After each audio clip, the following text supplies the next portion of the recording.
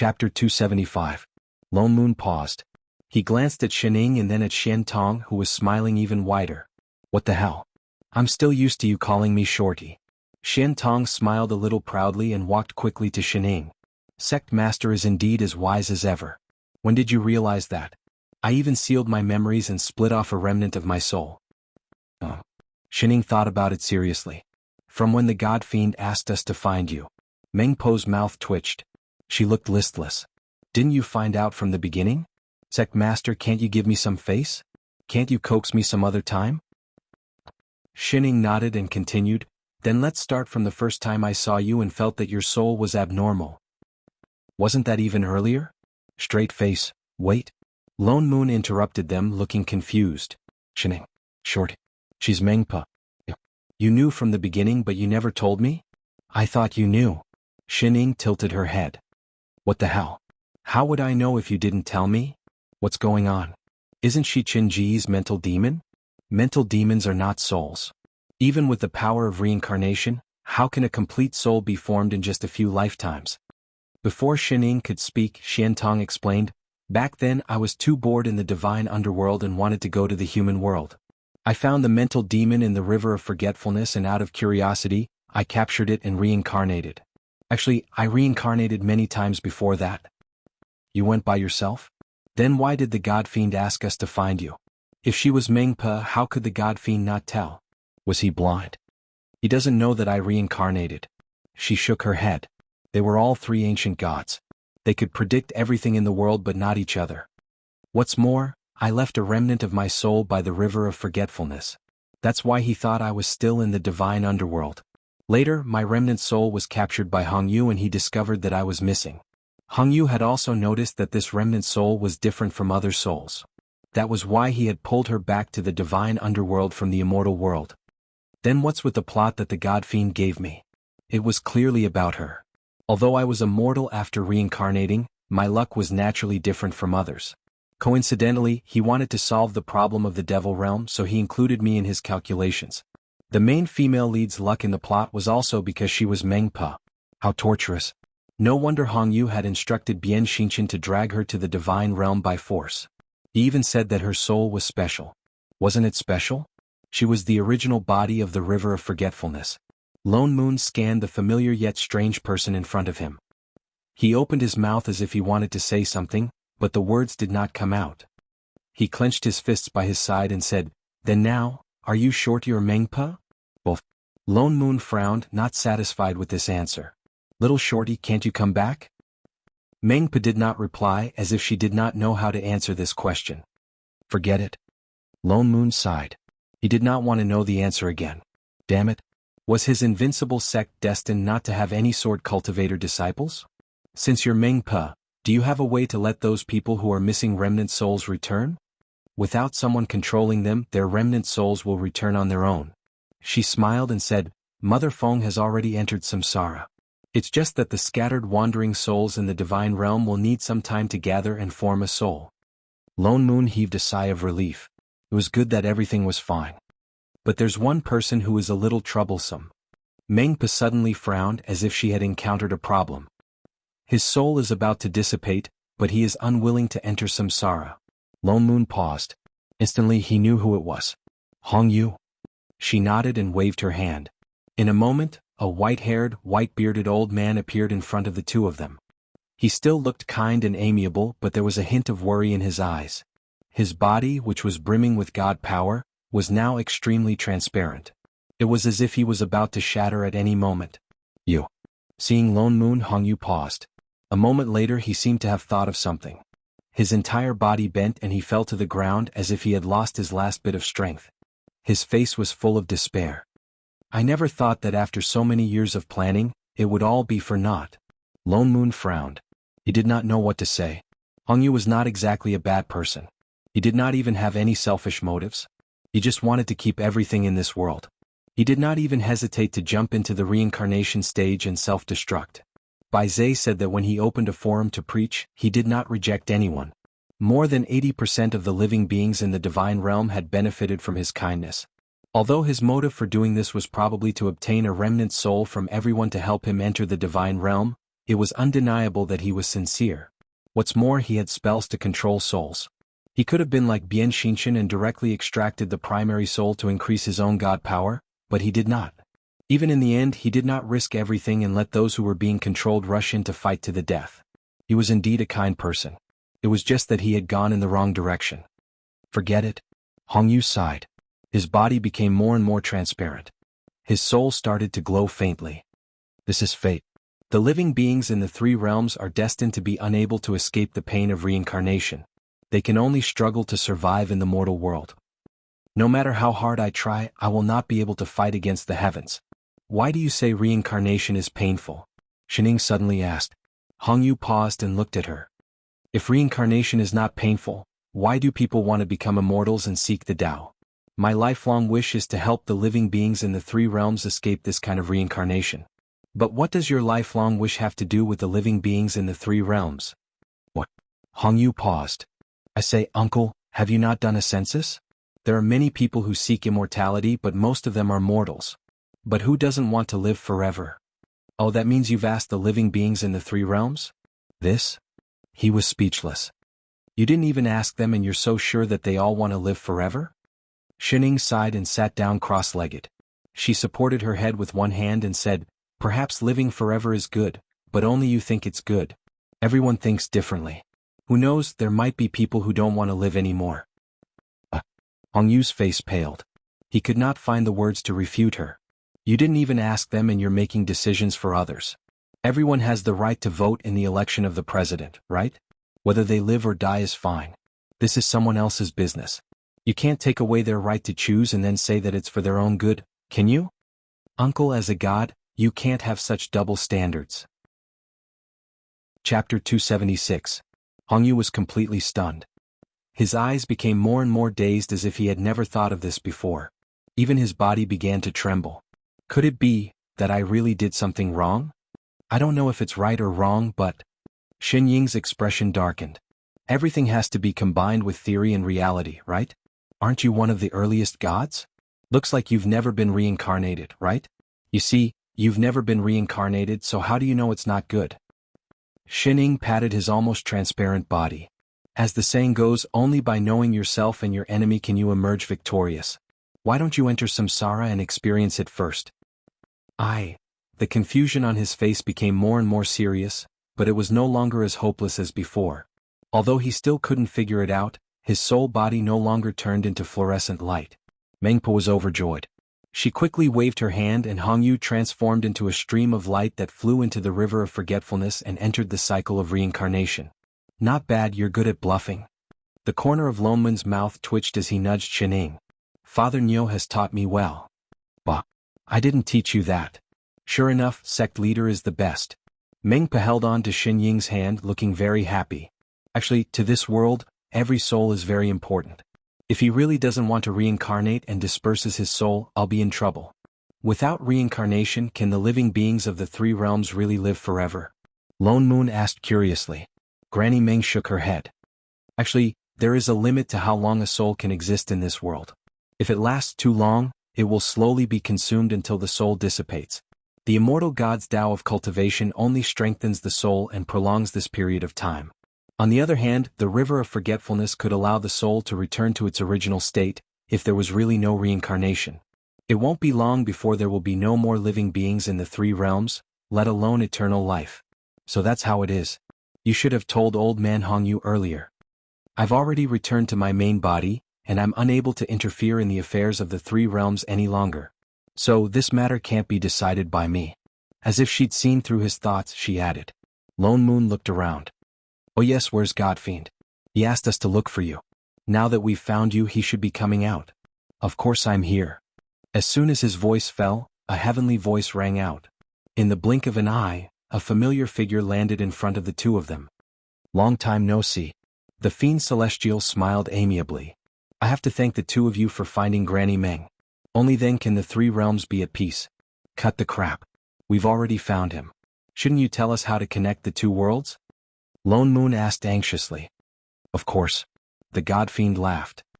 With a wave of his hand, a scroll appeared in front of the two of them. This is the method to set up the formation to open the gate between the two worlds. As long as you pass through this array, you will be able to return to your world. Lone Moon took the scroll. He did not expect the God Fiend to give him the method so easily. He had left his original world for too long. If not for Xin Ying's sudden appearance, he would have forgotten everything there. We just need to set up an array? Xin Ying looked at the scroll curiously. Don't we need a pass? Pass? The God Fiend hesitated. He did not seem to understand what she meant. After a while he added, connecting the two worlds requires a lot of God power. So we need to open the realm gate in the divine realm. He waved his hand. Immediately, two exits appeared in front of the two of them. This is the exit between the divine realm and the immortal realm. Stay in the divine realm or return to the immortal realm. Please think twice. Shit, he knew it would not be so simple. They could only choose one of the two. You mean to say that we can't go to the other after choosing one? Xin Ying's eyes narrowed. The God Fiend stiffened. Then he smiled even more brightly. Of course not. It's just that it takes a long time to open the interrealm array, and it consumes a lot of cultivation. You have to be at least a divine supreme to open that array. Oh. Xin Ying glanced at the God Fiend. Something flashed across her eyes. She did not continue speaking. Then let's return to the divine realm first. Lone Moon made a decision quickly. Chef was still there anyway. It would not be too late to study the array later. Since that's the case, the two of you can return to the divine realm through the exit on the right. The God Fiend pointed to the right. Lone Moon and Xin Ying exchanged a look. Then they turned and walked to the right. Just as they were about to step through the door, Mengpa suddenly spoke. Sect Master, huh? The two of them turned around subconsciously. Mengpa stared blankly at Lone Moon. An unreadable emotion flashed across her face, and her hands seemed to tremble by her side. A moment later, she smiled brightly and said, Sect Master, Elder Lone Moon, can I still return to Invincible Sect to see you? Lone Moon frowned. But he still nodded. Yes. Even if she was no longer Shorty. Thank you. Her smile deepened. But there was something in her eyes. Her smile did not reach her eyes. She waved at the two of them. Goodbye, Sect Master. Goodbye, Elder. Their only sword cultivator disciple was gone just like that. Lone Moon sighed. Then he turned and was about to step through the exit. Wait. Xin Ying suddenly pulled him back. She turned back to glance at the reluctant Mengpa, then looked at the God Fiend beside her. A moment later she said, God Fiend, this exit wouldn't be the plain door, would it? Just as she finished speaking, a white light flashed behind her. The door that had only 1 foot through suddenly moved towards the two of them. In an instant it swallowed them up. They could even vaguely see a certain someone's panicked expression. In the next moment, the scenery in front of the two of them changed. A passionate voice accompanied by a few beeping sounds came from the front. Do the two of you need a taxi? It's the cheapest in the entire film city. Which hotel are you going back to? A middle-aged man walked past the passenger seat and stuck his head out towards the two of them. You're still wearing ancient clothes. Did you just finish work? Xin Ying, Lone Moon, this is modern times. MP. A month later. I've seen it. The scroll that the God Fiend gave me did not contain any array at all. It's empty inside. He did it on purpose. From the beginning he planned to send the two of us back directly after finding Mengpa. This scum who destroys the bridge after crossing it. He even pretended to swear some heavenly Tao oath. I've only just thought it through. He's an existence equivalent to the heavenly Tao. Oaths are useless to him. Xin Ying tapped on the computer while opening a bottle of Coke. And I've clearly spent hundreds of years in that world. Only 4 or 5 days have passed here. This time difference is too big. Oh. Xin Ying looked up at him and sighed. So, you came to find me for this? Of course not. His expression darkened. I went back to the company recently and discovered some things. With a heavy expression he picked up the iPad beside Xin Ying and opened a video. He pushed it in front of her. Chapter 277. There was a video on the tablet. Lone Moon was standing on the stage introducing something in a low voice. His voice was sometimes high and sometimes low, accompanied by all kinds of repetitive music. This was a ghostly video? Father Nyo was watching this too. It's filmed quite well. Xin Ying gave an evaluation. Well, my ass. Look at this face. He pointed at the video and then at himself. It's exactly the same as me now. And then? This is a video from 2 years ago. Lone Moon pointed at the title of the video. I remember this was before I transmigrated at a game conference. I hadn't transmigrated then and hadn't cultivated the body refinement technique. I shouldn't have looked like this. With that said, he switched the video back to Baidu and searched for a bunch of news about himself. Without exception, all of his photos turned into his current appearance. Look at the photos above, they're all exactly the same as me now. And when I went back to the company, no one felt that there was any change in my appearance. Oh. Shining thought about it carefully before replying. Maybe it's the plane's automatic error correction function. Shining continued typing on the keyboard as she replied, "You're originally from this world.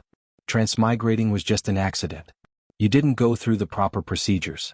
Now that you're back, you have to rationalize your existence." Automatic error correction? Lone Moon faltered. That means, apart from you, everyone will think that I've always looked like this. Shining waved her hand. Don't worry, it won't affect you. How do you know all this? Shining looked calm. Isn't this common sense in the plane? Common sense my ass. Why didn't he know there was such common sense? Wait. Lone Moon thought about her words carefully. You said that I didn't go through the proper procedures when I transmigrated.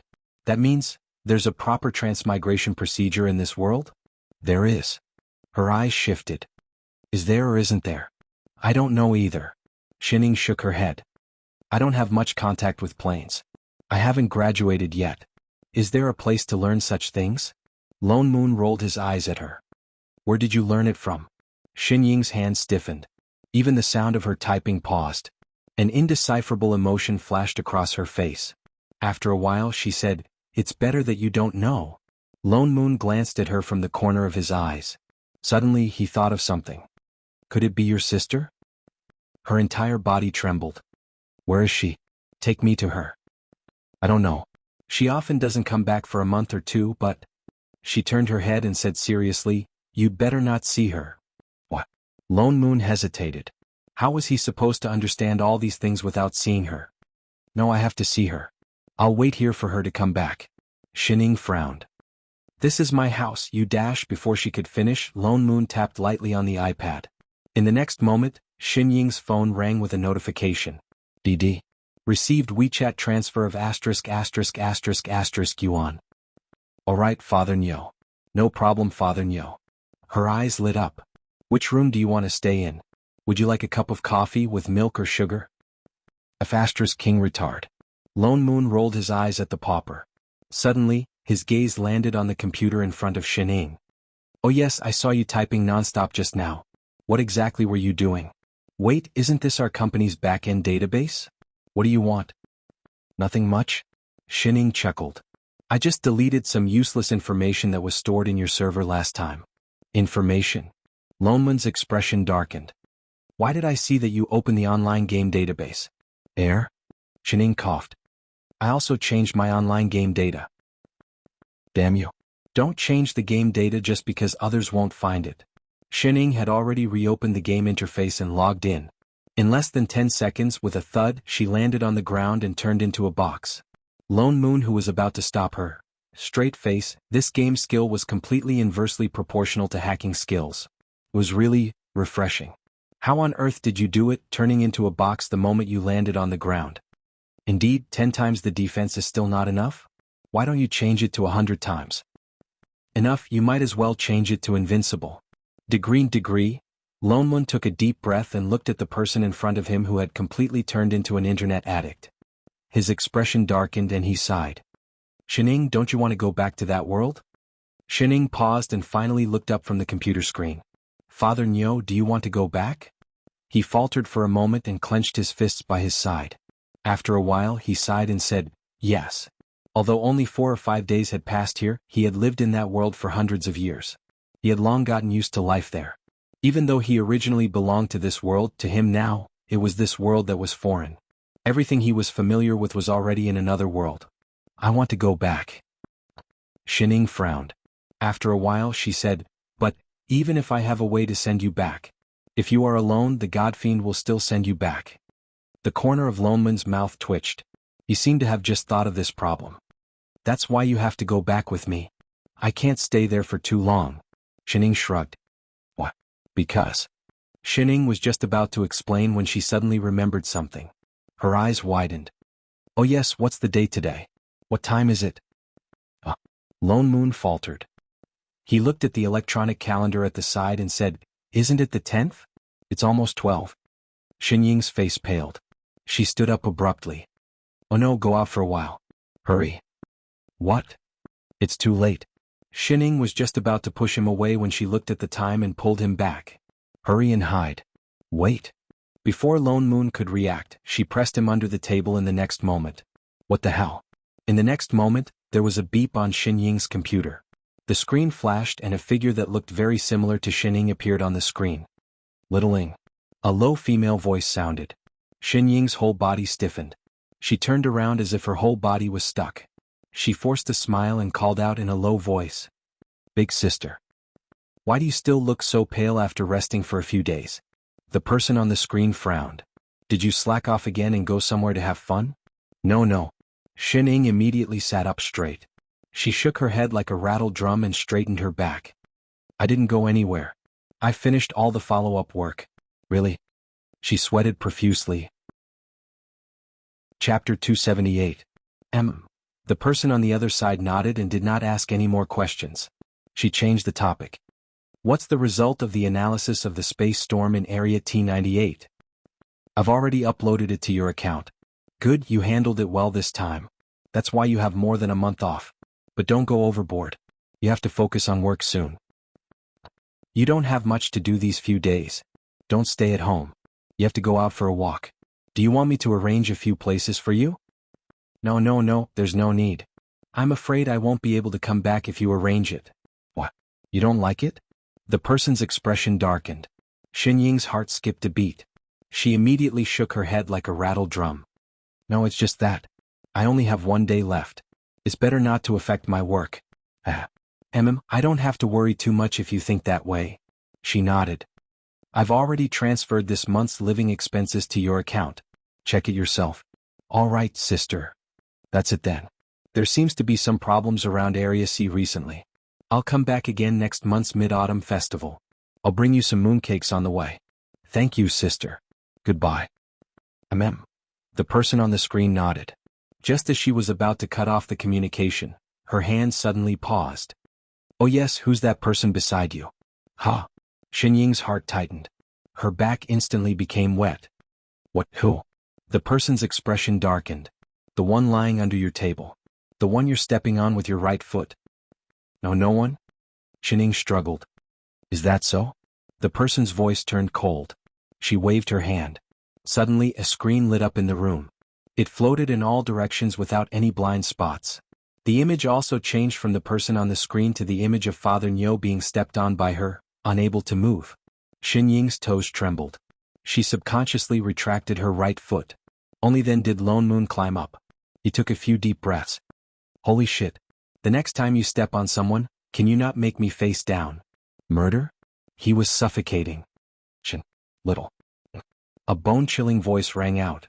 He even added the word little in her name. Xinying felt a chill in her heart. "Stay at home. I'll be there in 5 minutes." "Wait, sister. Listen to me." Xinying reached out with Air Kang's hand, but it was too late. The screens around them all disappeared with a whoosh. Even the images on the computer returned to the scene where she fell to the ground and turned into a box. The entire room fell silent. Xinying felt a sense of desolation in her heart. She even felt like crying. Note, winky face. He had said 5 minutes, but in less than 2 minutes, the space in the room distorted, as if someone had forcibly torn it apart, and a hole as tall as a human appeared. This was tearing through the void.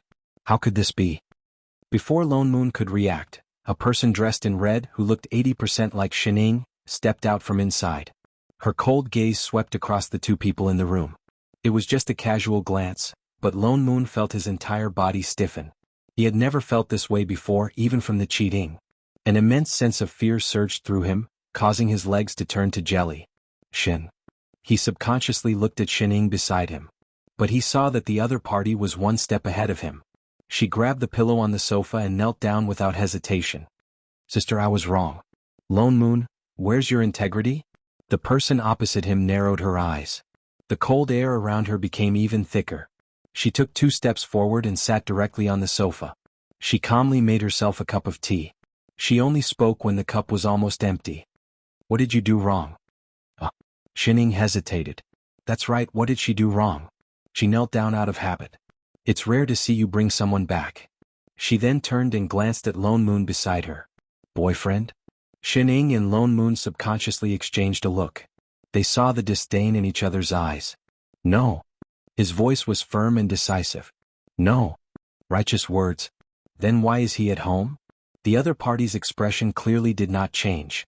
But there seemed to be a low pressure surrounding them, making it hard for them to breathe. Littling, what did I teach you? Have you forgotten? I don't mind helping you deepen your memory. Sister, it's not what you think. Huh? She suddenly seemed to discover something. She stood up and pinched Xin Ying's chin. She scanned her from head to toe. Her expression immediately darkened. Why do you have the aura of another plane on you? Where have you been these few days? I've been to another plane. Seeing that the other party's expression had softened, Shining immediately told her everything about her transmigration. She did not hide anything. She only said what color Lan Hua's underwear was. This was the first time Lone Moon saw her speak so much in one go. She spoke for 2 full hours. The more the person opposite her listened, the deeper her frown became. You mean, someone has been pulling people from this plane without my permission? Yes, yes, yes. She nodded vigorously. Sister, you should beat up someone else. You've been there for so long. Didn't you feel anything wrong at all? Her expression turned cold. She looked like she had paid for all these years for nothing. I didn't before. I found out later. The letter that the God Fiend gave was indeed written in her sister's handwriting. But thinking about it carefully, Big Sister would never threaten her in writing. She would only use force. At first, I thought it was your holiday homework. And it was the super easy kind. So, she turned to look at Father Nyo. He's an extra question for your homework? Shining, Lone Moon, what the hell? Get up first. I have something to ask you. The person opposite her frowned. All right, sister. Shining sat back on the sofa. This time, have you found out the reason? Father Nyo is the main cause. It could be a chain reaction caused by the plane's operation. You weren't here then. I sensed it the most. That's why I was pulled over. Have you seen the manager over there? No. Plane sensing? No response. Could it be the original plane? There's a 50% chance. What are the coordinates of the plane? I only know it's the immortal spirit plane. I'll contact the manager over there first. I'll remember your question. She glanced at Shining. The latter shrunk out of habit. She then looked away and continued. Do you still know the rules? How dare you pull people from my plane? She stood up directly and was about to leave. Wait. Lone Moon finally cut in. He looked at the two of them with a confused expression. What are you talking about? Why can't I understand it all? What plane? What manager? Is he still on Earth? You didn't tell him? The person who was about to leave turned back to look at Shining. The corner of Shinying's mouth twitched. She mumbled weakly, Didn't you say I can't say? On account that I'm also a victim? She finally turned to glance at Lone Moon and said in a low voice, I'm Shinying's sister. The manager of this plane, Xinjing. Ha.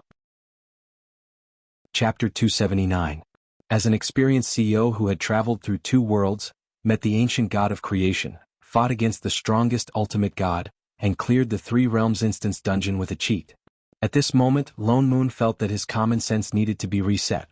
For the first time, he realized that there were countless planes in this world other than the Xianxiao world in this world. And the people who maintained the stability of these planes were the managers. They controlled the reproduction and destruction of all living beings in the entire plane, as well as diplomatic work with other planes. How big is our plane? He could not help but ask. Well, it's an entire universe. Shining said while eating her cake. So, your sister is really... He could not believe his ears. Although he had long felt that Xinying's environment might be different from others, he did not expect this to be the reason. Yes. Then you are, my sister's, assistant? The kind with no salary and only living expenses. Lone Moon looked at her again, then at the locked door in front of him. He still could not believe it. Why are you so afraid of your sister? I think she treats you quite well. Xinying's mouth twitched as if she thought of something. She said with a constipated expression, If you were thrown to the Zerg mother planet to train your body at the age of 5, had to self-study all the subjects at the age of 10, and dealt with the plane invasion at the age of 15, you would be the same as me. Lone Moon's heart went cold. The Zerg. Could it be the Zerg in the movies? Isn't she worried at all that you will be eaten by the Zerg? Lone Moon did not believe it. Won't she secretly follow you or something? Yes. Shining nodded. She follows me every time. Oh, I knew it. And then beat me up together with the Zerg. Are you really sisters? Wait, didn't you say that you repeated many times in primary school? Yes. Why? Finishing all the subjects by himself at the age of 10, he should be considered a super scholar. How could he repeat a year? Maybe. I misjudged the level of civilization on the mother planet. What do you mean? For example, primary school students firmly believe that 1 plus 1 equals 2. But if you ask a college student, will the answer be 2? Of course not. So, I accidentally made the answers too complicated. The teacher said that I didn't respect the exam paper and gave me a 0. So, it's just because we have different levels of knowledge? What was with this urge to light a candle for her? I was young at the time. I only understood it when I was 8 years old, but I had already been in the first grade for 3 years. Alright, our teacher has brought shame to earth. Lone Moon wanted to ask more questions, but Shining suddenly straightened up and sat up straight. Only then did he realize that Xinjing had already come out of the room, but her expression wasn't very good. Her face was as cold as ice, making one feel nervous. I couldn't get in touch with the manager over there. Xinjing frowned and said, maybe that place really is a primordial plane, and no manager has been born yet. But there are 3 ancient gods of creation in that world. We've met them before. Lone Moon said anxiously. They were the ones who pulled us into that world. Aren't they managers? That's just a companion deity of that world. Xinjing glared at him with an expression that said, don't lower our manager. What do you mean? At the beginning of the plane's creation, there will be remnants of chaotic consciousness, but one day they will become one with the plane. Become one? Are you saying that they will also enter samsara? Yes. Xinjing nodded. Managers are different from them. We have to be existences that are higher than that plane. Then can we go back to that plane? Before we confirm the situation over there, we can't for now. Xinjing's voice was heavy. But we still have to settle this score. Little Ing. She suddenly turned to look at the person who was eating an apple beside her. What's wrong with you? Shining was stunned. She tilted her head. What's wrong? You've been eating since I came back? You've already made 6 trips to and fro from the fridge. Didn't you eat today? But I'm hungry. She felt wronged. Elder sister Xinjing, she's always been like this. Chef used to cook even more, Lone Moon replied subconsciously. Xinjing turned to glance at him. Who told you that she's always been like this? Huh. Lone Moon was stunned. He suddenly thought of something and his eyes widened. Wasn't she like this in the past? Xinjing's expression darkened. She stood up directly. You two follow me in. With that said, she turned and went back to the room just now. Lone Moon and Xinjing exchanged a look and immediately followed. Lone Moon then saw what the room inside looked like. It was a snow-white space, but it was shockingly huge. He could not see the end of it. It did not look like the space that a house of less than 70 square meters should have. Apart from a pillar that did not even reach his waist, there was nothing else inside. He saw Xinjing walk directly to the side of the pillar. She reached out and brushed her hand over it. In an instant, the whole room was brightly lit. Countless light screens popped up all around them. There were all kinds of complicated data and pictures floating on them. It gave him the illusion that he had suddenly transmigrated into a futuristic world of technology. You two stand over there. Xinjing pointed to the right where there were 2 red lights. I'll test your data. The 2 obediently stood at the red lights. Xinjing tapped on one of the light screens. In the next moment, a row of data popped up around the 2 of them. There were more than 100 items.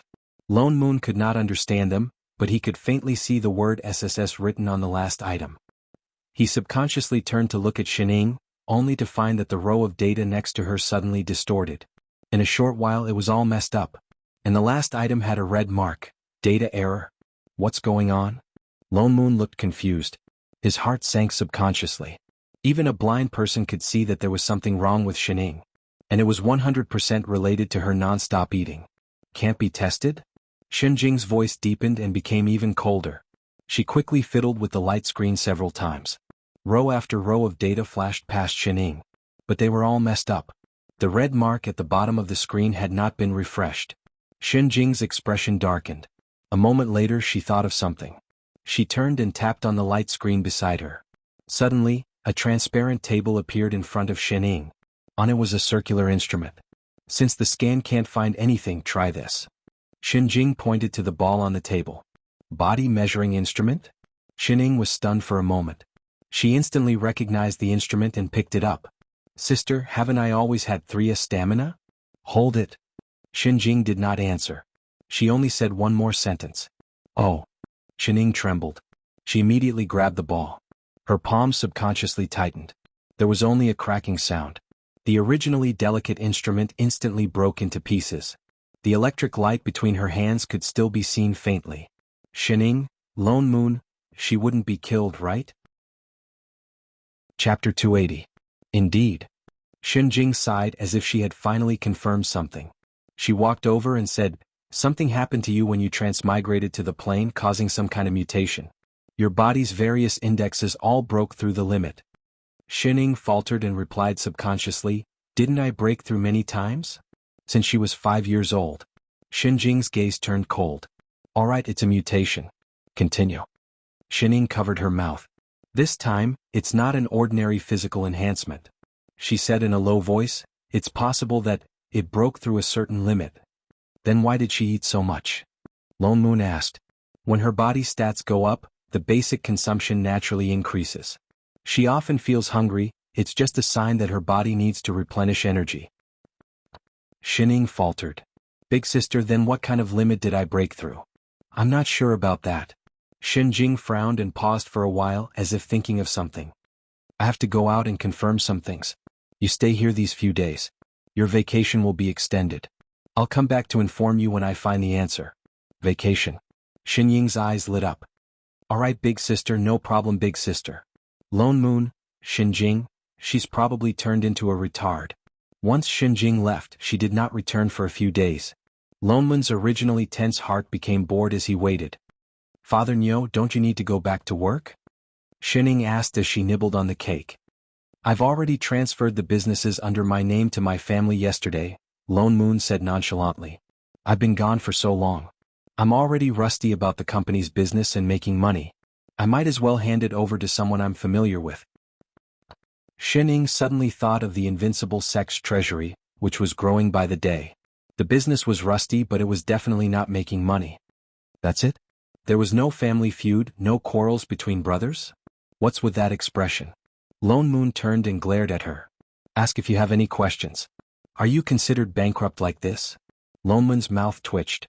He picked up the iPad beside him and opened his account. Xining was instantly blinded by the row of zeros on the screen. Although I don't care about the company, I still get dividends every year, alright? Oh. Xining nodded and pointed to the pot. Then why don't you order takeout? Why do you want to cook for yourself? Lone Moon's hand stiffened. Shit, he had long forgotten that there was such a function in this world. Wait a minute. He turned back to look at Xining. Don't tell me you're saying that because you don't want to eat my dishes? No, he replied with a straight face. Your sister. Don't nod your head if you don't. Who am I doing this for? Take away that pig food expression of yours. Father Nyo, I have the number of a super delicious private restaurant. Scram. 30 minutes later. Father Nyo, do you think there's a chance of pulling Chef into this world? It's up to you whether you want to eat or not. Lone Moon glared at the person beside him. I'm not the one who's hungry. Xining sighed. She accepted her fate and began to eat. For the umpteenth time she thought of Chef every day. Lone Moon shamelessly played around in the stock market and casually earned a few million yuan. After a while he threw down the tablet in his hand, looking bored. He suddenly felt that life without having to raise a sect or tidy up a stall was so lonely. Do you want to play? Xining suddenly pointed to her computer screen. Lone Moon glanced at the game screen and gave her a look of disdain. Do you want to fall to the ground and become a box with you? You're someone who hacks my server every day. How can you be so lousy at playing games? Xining lowered her head and thought for a while. I'm just not used to such primitive operations. Primitive? In the past, I used to play galactic online games. Galactic. Lone Moon's heart skipped a beat. You mean there are online games on other planets too? Xining turned and glanced at him. Want to try? Can I? Lone Moon's eyes widened. As a native of Earth, of course he wanted to. What's more, he was originally in the internet business. The last time Xinjing helped them check their body data, he was already dazzled by the pile of high-tech equipment in the room. Wait, I'll help you hack a galactic account. Xining turned and began to type furiously on the keyboard. So, she relied on hacking to get online? Xining typed for a while and brought up a screen out of nowhere. After a while there was a beeping sound and she stopped. Done. She turned and took out a blue bracelet from the drawer and handed it over. What's this? A simplified version of the optical computer. Optical computer. What did that mean? Before Lone Moon could react, he subconsciously put on the bracelet. In an instant he felt his vision blur. The next moment he was already in a white world. Looking around, all he saw was white snow. He could even feel the coolness under his feet. He came in just like that? Didn't he need a name or something? He looked around but found no one around. There seemed to be a black dot in the distance approaching him. Xining. Lone Moon subconsciously ran over. What is this? Before he could finish, a loud roar came from the other side, causing the surrounding snow to tremble. Only then did Lone Moon see clearly what the approaching figure was. It was a monster. It had 8 long legs and was completely hairless. Its huge mouth took up half of its body. From time to time, disgusting mucus dripped out of its mouth. It looked like an ultimate monster in a horror movie. It was more disgusting than any demonic beast he had ever seen. Holy shit. What the hell was this? Lone Moon's heart sank. He had already cursed a certain unreliable person 100 times in his heart. He turned and ran back, but it was too late. The monster was moving extremely fast. In a short while it was less than 10 meters away from him. It was obvious that his 2 legs could not outrun its 8. His mind went blank. Damn it. How was he supposed to play this damn game? He refused to be turned into a box. Seeing that the monster's blade-like long legs were about to cut his body, he could only roll on the ground and avoid the attack. He rolled under the monster's body. In the next moment an even sharper roar came. The monster's mouth that took up half of its body opened, revealing rows of sharp teeth. It directly pounced towards him. Lone Moon's chest heaved a sigh of relief. He felt a familiar heat flow through his body. He subconsciously conjured a fire manipulation art. In the next moment, a fire dragon rushed out and struck the monster's mouth. With a shrill cry, the monster that was originally as tall as a small mountain turned into ashes. Chapter 281. Lone Moon breathed heavily. Such a realistic game. At that moment he really felt like he was going to die. He looked at his hand blankly. Was that a game skill? Father Nyo? Suddenly Xinying's voice sounded in his ear. He looked around but did not see anyone. After a while he noticed that in the lower right corner of his vision, there was a yellow envelope mark. He subconsciously nodded. Suddenly, a light screen popped up in front of him. It was Xining. Where the hell did you go? Lone Moon was full of anger. What the hell is this place? And what the hell was that monster just now? You're in the novice testing area. Before you pass the test I can't contact you. Novice testing area? He looked around and then at the monster that had just been burned to ashes. He thought about it carefully. Ignoring the terrifying appearance, the monster was so weak that it was quite like a novice monster. Could this be a holographic online game? It was too realistic. Did I pass? How do I get out? There is a moving mark in the lower left corner of your body. Lone Moon looked down. There was indeed a little green person in the lower left corner. He directly tapped it. There was a flash of white light beside him. In an instant he was already in a green mountain and clear water. In front of him were a few wooden tables and chairs. There were all kinds of fruits on them. Xining was sitting next to them chewing noisily. Why didn't you tell me that there was a novice testing? Lone Moon could not help but be angry. You didn't wait for me to say it? Xining tilted her head. He came in too quickly. But that's just a novice testing. No one can't pass it. Lone Moon rolled his eyes at her. He picked up a fruit and took a bite. However, he discovered that it was sweet and juicy, leaving a lingering fragrance in his mouth. He had a look of astonishment on his face as he glanced at the fruit in his hand. Isn't this fruit a little too realistic? As expected of the interstellar era's high-tech, this holographic image was as though it was real. Realistic? Xining was stunned. Yes. Lone Moon was even more impressed. And that monster just now, even the smell and sound were real. Father Nyo. Xining suddenly stood up and snatched the fruit from his hand. You don't think these are fake, do you? Lone Moon looked at her strangely. Isn't this a holographic online game? It's an online game, but it's not holographic. Not holographic? Don't tell me it's true. He stopped mid-sentence and took a deep breath. *CK. We're not on Earth? Yes. Where is this place? Area C, Planet A8726. That optical computer of yours is teleportation device. Is everything here real? Yeah. Didn't you King say this is a game? This is the game planet. He thought about the operation interface that he had just seen. If this is a game, then if I die here I can revive.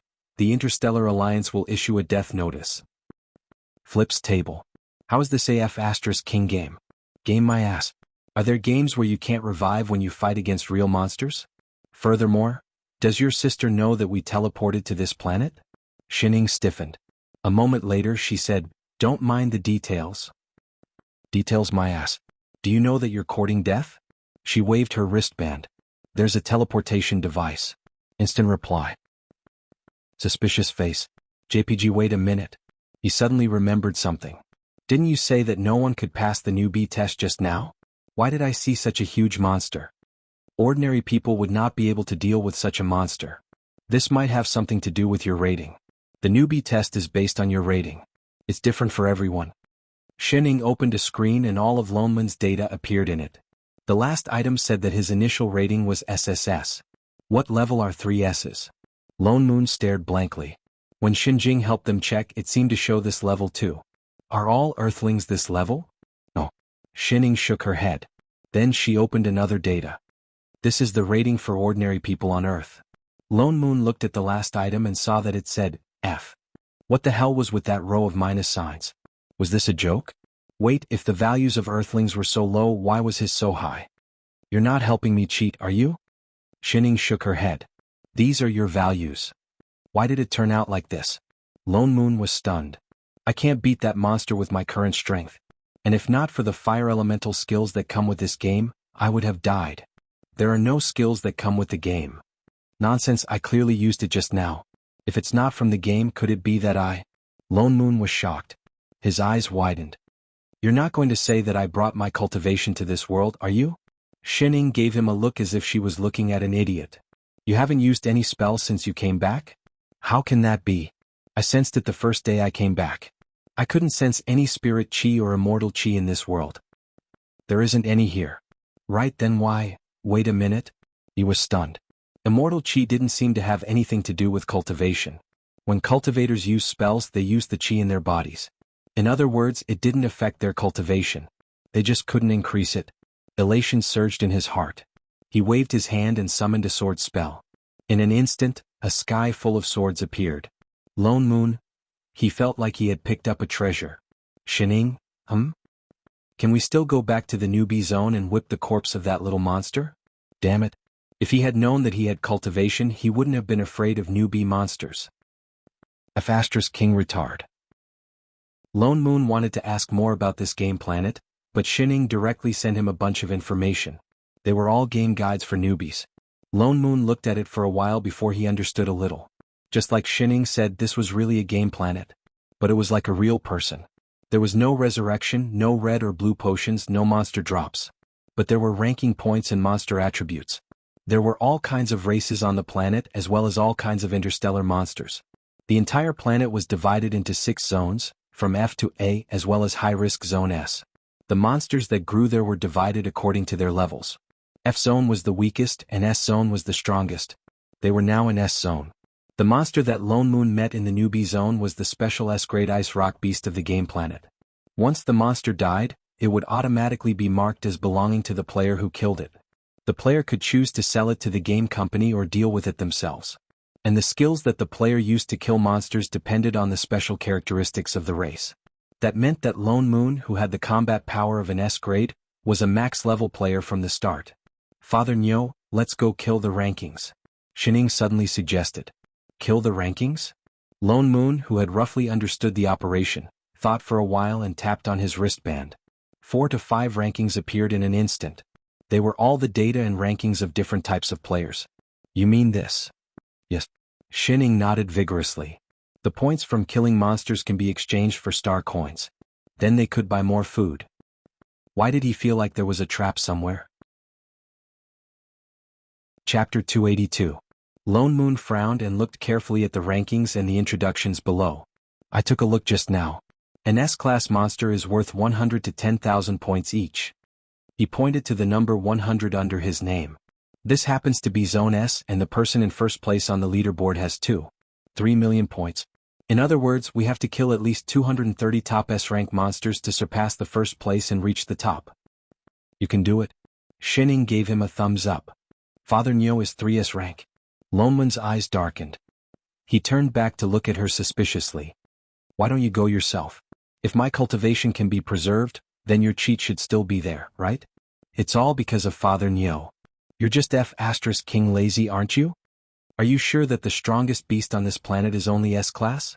No problem. Shining patted her chest. Why did he feel that these words were so unreliable? Lonmun turned and looked around. He hesitated for a moment before standing up. Let's go. Forget it. Since they were already here, they might as well experience the customs of an alien planet. Just now, he had taken a look at the S-class monster, which was equivalent to a 10th grade magical beast in the immortal world. With his cultivation, dealing with a dozen of them was no problem at all. Moreover, he had Cheat-Shin with him. As he spoke, he directly pulled the man up on his sword and flew towards the dangerous area marked on the map. He could not help but feel a little excited. After all, he was a peak expert of this world. He wanted to test the strength of those at the top of the food chain. Not long after he flew out of the safe zone, a red exclamation mark flashed before his eyes, and a notification instantly rang in his ears. Warning, S-class exotic beast discovered ahead. As expected of high technology, there was even a monster radar. Lonmun landed and summoned his immortal sword, waiting for the monster to appear. Sure enough, in less than 3 breaths of time, the figure of a monster appeared in the distance. 2 monsters, 20 monsters, several hundred monsters. Lonmun, Shining, Forol, Ngungo, why are there so many? Crash. Why didn't you tell me that S-class monsters live in groups? I thought you knew. What the hell do you know? Lonmun had the urge to tear the cheater beside him apart. You don't feel comfortable if you cheat me. This number, it was clearly a beast tied. It was no wonder that they hadn't encountered any other players along the way. No one had dared to come here and court death. Looking at the approaching monster, Lonmun gritted his teeth and said without hesitation, "Let's go." As he spoke, he was about to take off on his sword. Wait. Shining pointed to the sky. There are some in the sky too. In the next moment, with a few swooshes, a group of densely packed figures appeared in the sky. Lonmun. Damn it, I really want to break up. The herd of beasts was already nearing. Lonmun had no choice but to bite the bullet and rush in. In an instant, the sky was filled with sword shadows. He didn't know if these so-called beasts were really just extraterrestrial animals. Although there were many of them, they couldn't compare to the demonic beasts in the cultivation world. They didn't have any intelligence at all. It was much easier to deal with them than a real beast tied. For a moment, all he could hear was the sound of points being transferred into his account. In less than an hour he had reached the top of the leaderboard and it was still increasing. But, no matter how easy it was, he couldn't handle hundreds and thousands of beasts pouncing on him. Go on, Father Nyo. Add your sister. Lonmun turned back and glared at her. Wait, don't tell me you've been following behind me without moving. Your head. Help me. If you don't help, we're going to die. I can't help. Why? Lonmun faltered. Then the next beast was already rushing over. He slashed down with his sword and urged loudly, I can't hold on any longer. Hurry up. Shining sighed and took the sword from his hand. She swung it in front of her. Instantly, a white light broke through the sky. There was a series of swooshing sounds. The S-grade beasts that were originally as dense as ants were cut in half at the waist. All destroyed in an instant. The surroundings, which had been filled with all kinds of roars, suddenly quieted down. Lonmun heaved a sigh of relief. The array around him dimmed. Shining handed the sword back and suddenly pointed to the sky. Because of this. What? Lonmun faltered. Before he could react, there was a sudden ding from the sky. It spread throughout the entire planet like a heavenly sound. A monotonous, mechanical voice came down. Ding. A large-scale abnormal clearing phenomenon has been detected. Confirmed users, Shining, Father Nyo, have brought a weapon of mass destruction into the game planet. This action has seriously affected the game's balance. These 2 users are now being reverted. They are prohibited from entering Area S for 2 months. In the next moment, Lonmun saw the points on the light screen on his right. With a whoosh, it went from a few hundred million to a few hundred and then to tens of thousands. Finally, with a ding, it returned to the original 100 points. Lone Moon. Motherf asterisk her. Let's not talk about clearing first. What the hell was that ID called Father Nyo? What the hell was Father Nyo doing? For the nth time, he wanted to break up. Where are we going? Lone Moon, who had been forcefully teleported to Area A, glanced at Shining, who was walking in front of him. To the market. Shining nibbled on a fruit and turned back. Why are we going to the market? Lone Moon was stunned.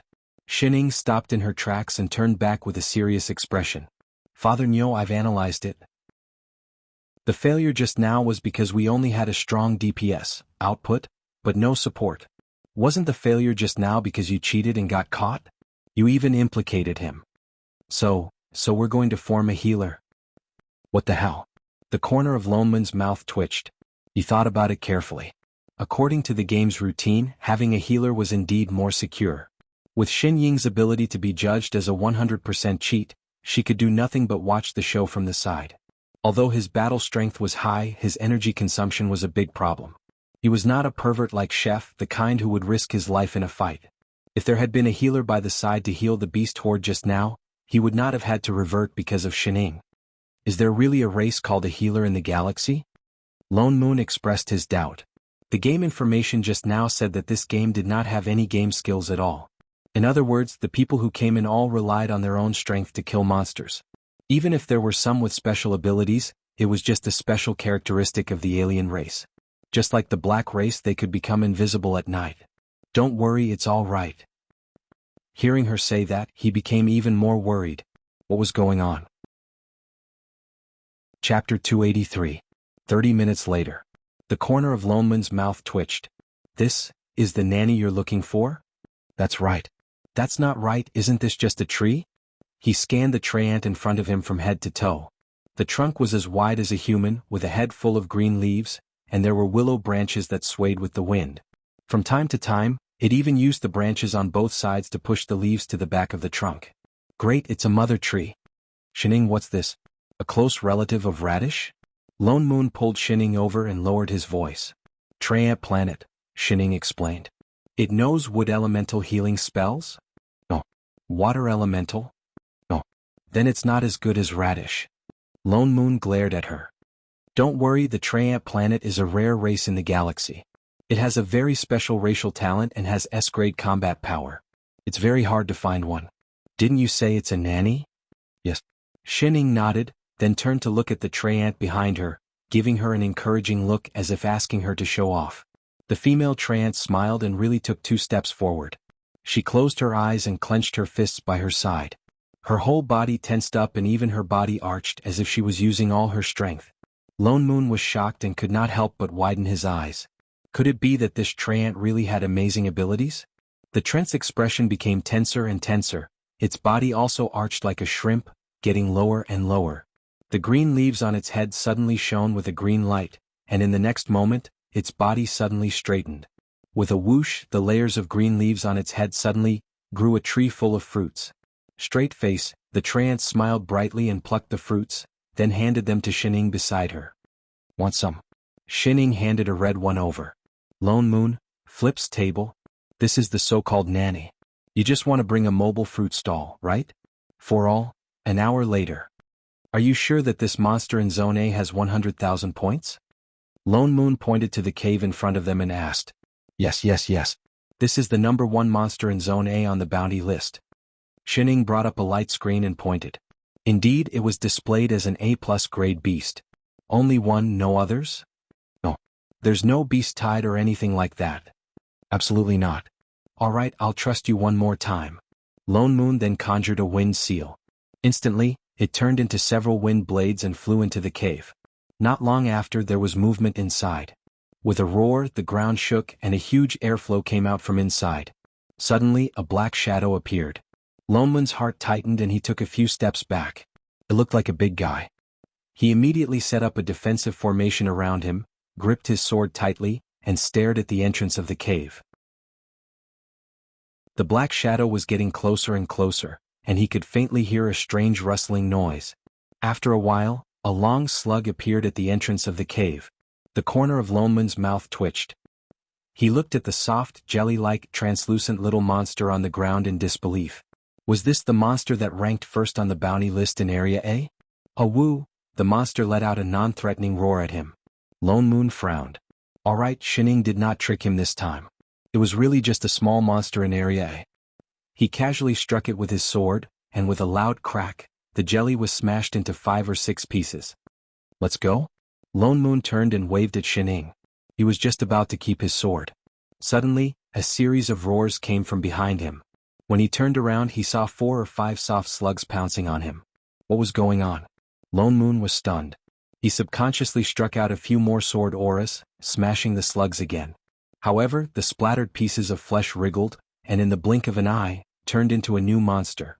In an instant, the ground was surrounded by dozens of identical slugs. This was... Shining, didn't you say that there was only one monster? Just now, it was one. One my ass. Why didn't you say that it could split?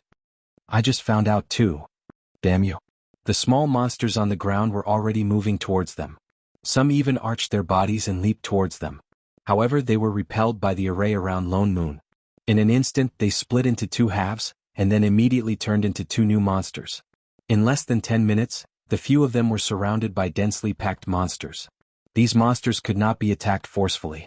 Otherwise, there would only be more and more of them. Shining, the only group attacker, could not attack. What should they do? Lone Moon's heart sank. Suddenly, he remembered that they had another person in their group. He turned to look at the healer behind them. That tree? Before he could finish speaking, they heard the sound of digging. The tree man who had been following behind them just now had dug a big hole and jumped in at lightning speed. He waved his branches and buried the entire tree tightly. Lone Moon, Shining, MMP, Fu *K, wasn't it supposed to be a rare race? Was it that rare to see one? Perhaps it was too obvious that he had betrayed his teammate. The ground arched and with a grunt, a red fruit rolled out. The 2 of them, did this count as giving them a mouthful of milk? This was not a gaming planet. This was a King retarded planet. Lone Moon and Shining finally completed this reward mission, although it took them a whole 2 hours.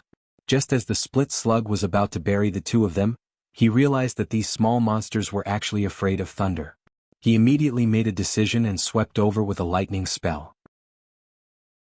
Instantly, the entire ground was filled with a thick burnt smell. Not a single monster was left. The system screen beside him also made a ding sound. It showed, reward mission completed. The points below also jumped to 50,100 with a jingle. The other 50,000 points were in the account of his teammate Shining, who had been watching the whole thing and only accidentally stepped on one.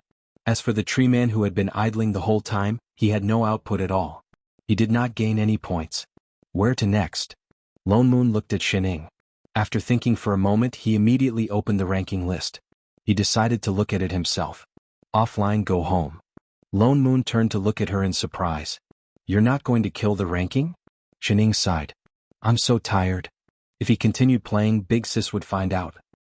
Tired my ass. Wasn't he always the one fighting the monsters? The corner of Lone Moon's mouth twitched. He looked at the time beside him. Thinking of something, he did not object and directly pressed the logout button beside him. In the next moment, a stream of light flashed past them.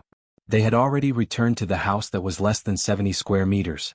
He looked at the bracelet on his hand called optical computer.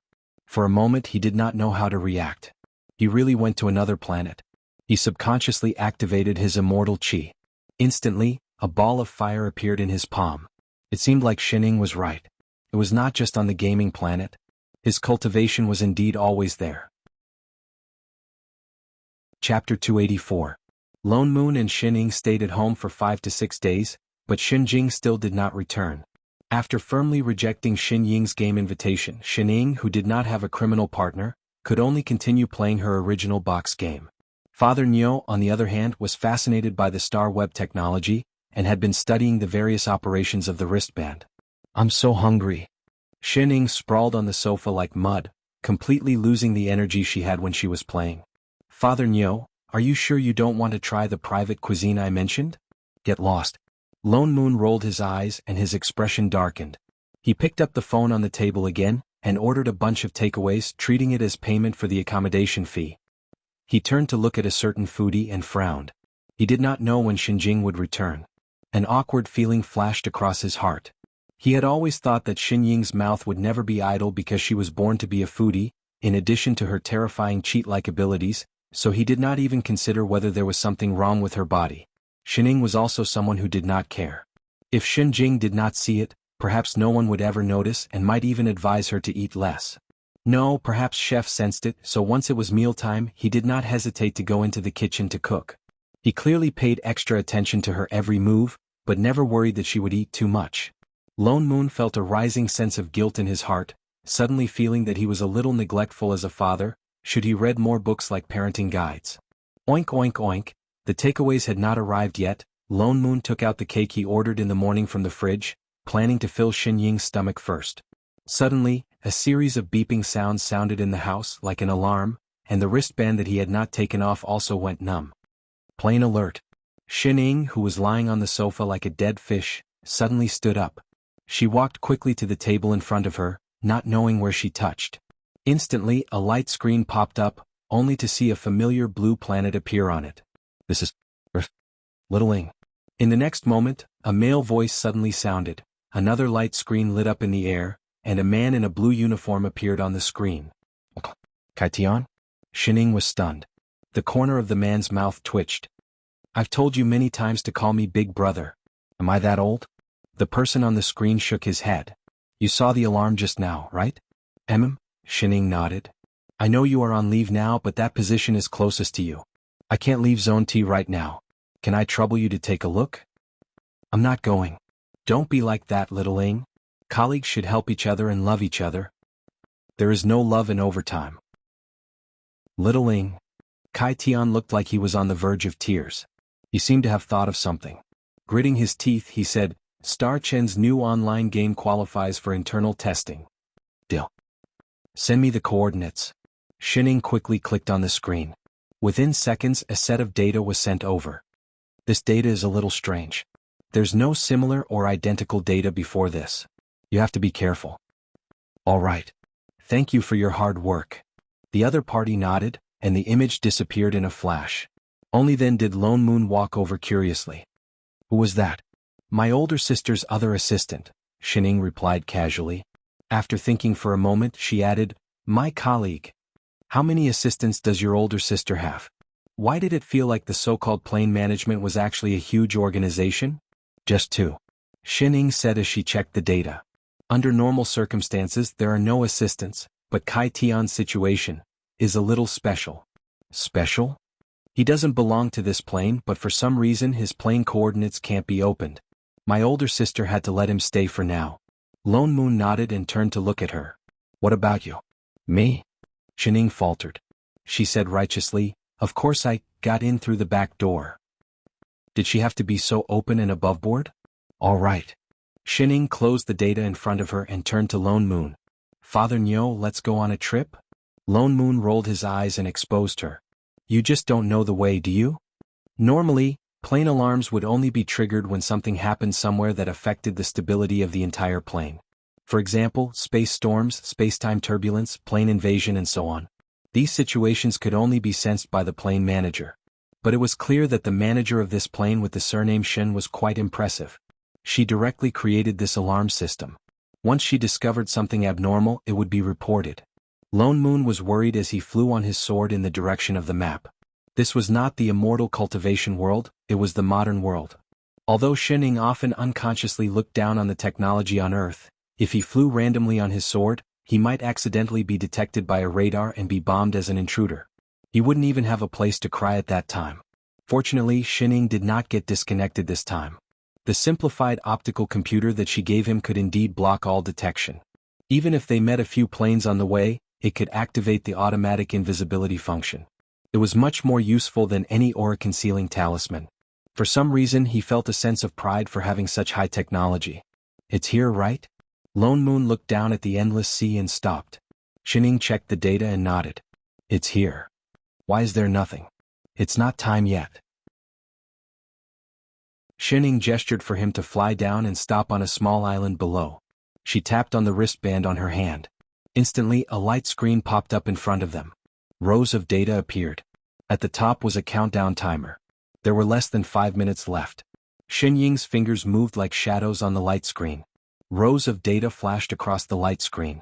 Strange. She suddenly frowned. What's wrong? This data doesn't seem like a space or space-time disturbance. What do you mean? This is a plane invasion. Something is coming. Xin Ying's expression darkened. She pointed to the sky. Indeed, in the next moment, there was a distortion in front of them. The empty space seemed to be about to be broken open by something. A huge bulge appeared. It's coming out. Xin Ying hurriedly took a few steps back. Her expression was unprecedentedly serious. Even Lone Moon could not help but feel nervous. What could it be? I don't know either.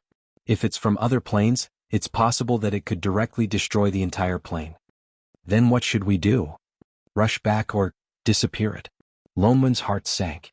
He instantly summoned his immortal sword. His hands did not stop. One array after another appeared in the surroundings. One look and he knew it was not something good. The distortion in the space became more and more intense. The countdown timer at the side was also nearing its end. Finally, it was below 10 seconds. 5, 4, 3, 2, 1. Chapter 285. With a loud bang, the space in front of them seemed to be torn open by someone. A huge aura came towards them, bringing with it scorching warmth. In the next moment, a flame broke through the air, bringing with it an aura that could burn everything. Even the seawater below them started to burn. The sword array in Lone Moon's hand rose up, and the sky full of sword rain attacked. Before they could attack the plane gap, a huge golden sword appeared, and the overwhelming sword chi was pushed back, and the sword rain in the sky immediately fell like rain. Quite powerful. His expression darkened, and he was about to summon his sword intent. Wait. Xin Ying, who was beside him, suddenly pulled him back. What's wrong? He looked up and saw a person slowly walking out of the torn gap, an extremely disheveled figure. His hair was messy and he was covered in blood. His body was covered with deep wounds, and one of his hands was hanging weakly by his side. His eyes were stained with blood, and he looked at them from afar. Instantly, his eyes became misty, and the crazed look in his eyes softened, revealing a familiar expression. Chef. Lone Moon's eyes widened in disbelief. In the next moment, the bloody figure flashed and landed in front of the two of them. He reached out and pulled Xin Ying into his arms. A low voice sounded in their ears with a strong sense of grievance. Master. With that said, as if he had used up the last bit of energy, his body loosened and he slid down against Xin Ying. Seeing that he was about to fall, Xin Ying subconsciously grabbed him and helped him up. He fainted. Lone Moon pulled his hand and anxiously checked his meridians. His face paled instantly and he cursed, "Holy shit, he's injured like this and he's still alive." He turned back to look at the rift in the sky that had disappeared. How did he get here? Let's go back first. Xin Ying said in a low voice and turned to point at something. Instantly, a rift opened up beside the two of them, and they could faintly see the familiar room inside. Lone Moon immediately helped Chef up, who was like a broken doll on the ground, and went through. In the blink of an eye they were back in that room. Wait, don't put him there, come in with me. Lone Moon was just about to place her on the sofa when Xin Ying pointed to the room beside her and walked in first. It was the same empty room as last time, but this time, there was a rectangular table in the middle. Put Chef up there. Xin Ying pointed to the center. Lone Moon immediately helped her up. Instantly, a red light swept across the stage. At the same time, rows of data appeared on top. Xin Ying didn't say anything. She just directly operated on the screen. The screen began to light up with various colored lights. With each stroke, Chef's expression became a little better. The scars on his body that seemed to be able to break his immortal bones also began to heal slowly at a speed visible to the naked eye. Lone Moon also looked nervously at Chef, who was barely breathing. The room quietened down instantly, and only the sound of the continuous beeping of data could be heard. Looking at Chef's injuries, he knew that it would be very difficult to treat. What's more, there was no immortal chi or spirit chi in this world, so there was nothing he could do. Xin Ying's fingers did not stop moving. Her expression was solemn, as if she was performing a major surgery. She focused all her attention on the operation. She only stopped after a full day and night. His condition has been stabilized. Xin Ying's expression softened. Then she turned to look at Lone Moon behind her. Her tense shoulders then collapsed out of habit. Next, we just have to wait for him to wake up. Lone Moon nodded. He glanced at the unconscious Chef and found that his complexion had indeed improved. He was no longer as pale as a piece of white paper. Only then did he heave a sigh of relief. He turned and walked to the door. Then let's go out and wait for him to wake up. Sigh, all of them were so worrisome. Xining was just about to follow when she suddenly felt the corner of her clothes tighten. She looked down and realized that Chef had grabbed the corner of her clothes unknowingly. He was clearly unconscious, but he was holding on very tightly. His blood-stained fingers dyed the entire corner of her clothes a glaring red. What's the matter? Seeing that she did not move, Lone Moon turned back. Xining was just about to pull his hand away when she paused. Slowly she retracted her hand. I have to stay here to monitor his data. You can go out first. With that said, she turned and tapped on the screen. Instantly, a floating cushion appeared beside her. She sat down directly and began to scan large amounts of data. Lone Moon did not mind. He could not help here anyway. He directly turned and went back to the living room. This time Chef slept for a whole 5 days and 6 nights. Xining was almost suspecting that there was something wrong with the treatment device. Only then did she feel the treatment table beside her shake. In the next moment she felt a warmth on her left cheek. A slightly trembling hand brushed over it. Master? Chef stared straight at her with wide eyes. His eyes were misty as if he was about to cry in the next moment. Xin Ying's heart sank for no reason. Then she opened her mouth and said, "You're awake?" She coughed and shook off that strange uncomfortable feeling. She turned and opened the communication device in the living room. Father Nyo, Chef is awake. Almost instantly the room door opened with a bang. Lone Moon blew in like the wind. Chef is awake? Are you all right? He sized up the person sitting on the treatment table and let out a long sigh of relief. Why do you always get yourself into this state? What's going on this time? Let me tell you, this is not the world over there. If you die here, we can't do anything about it. But I Ching still only looked at Xining as if he did not hear Lone Moon's words at all. After a while, he held Xin Ying's hand with some grievance and nervousness. Master, I couldn't find you. I searched the entire 3 realms, and couldn't find you. His voice was especially low, as if he was holding something fragile. If he was not careful, it would break. Don't you need me anymore? Lone Moon looked at the person in front of him. This was the first time he saw Chef so fragile. His heart ached for no reason. His accusatory tone instantly softened. Go. Well, this is our fault. But we were sent back too suddenly. There was no time to inform you. It's all that God Fiend's fault. Thinking of this, he wanted to go back and beat him up. Let's go out and talk. Xining stood up. I Ching, who was beside her, looked up as she moved. His body subconsciously tensed up as if he was afraid that she would disappear. She stopped in her tracks and turned to hold his hand. She directly led him out. I Ching was especially obedient the whole time. He followed her step by step. Every step he took seemed to be measured in advance. He was afraid that he would lose her just like that. How on earth did you get hurt like this? Lone Moon looked at him suspiciously. Seeing that his whole body was covered in dried blood, he frowned. He turned to find a set of clothes and threw them over. Change your clothes first. Your Dharma robe is useless now, and you can't wear this here. Chapter 286. I Ching subconsciously took it and looked at the clothes in his hands, then at Xining beside him. He stood there without moving. Why are you looking at her? Lone Moon's mouth twitched. Can she still help you change? He still did not move, but his expression became more and more tense. Xining looked at him and suddenly said, I'm not leaving. I Ching's expression relaxed a little. He tugged at the few pieces of cloth in his hands, a trace of confusion flashing in his eyes. What is this? Why are the clothes in sections? He forgot that Chef was not from this world. Lone Moon's mouth twitched. He took the clothes from his hands and glanced at Xining on the sofa. He turned and directly pulled her into the toilet at the side. Come in. With that said, he closed the door with a bang, blocking a certain person's view. From time to time, there were some discussions inside. Take off your pants too. What? Just take it off when I tell you to. So much nonsense. What are you dawdling for? And your underwear. Bend down a little, raise your legs higher. Raise them higher. How can I move if you don't raise them higher? Are you done? All right. Come closer. If you can't stand properly, support me. This thing of yours, it's so tight. You're not even afraid of pain. What are you afraid of? Bear with it. Xining outside the door, she felt like she heard something dirty. The two of them struggled for nearly 20 minutes before coming out of the toilet. I Ching had already changed completely. He was clearly wearing the same white shirt as Lone Moon. Father Nyo was a domineering CEO with, "I'm very rich" written all over him, but I Ching was like a young man who had just left school. His whole body exuded a fresh and sunny aura, like a boy next door who was not good with words. I Ching tugged at the shirt on his body awkwardly. His gaze instantly fixed on Shining as if he could not move away from her.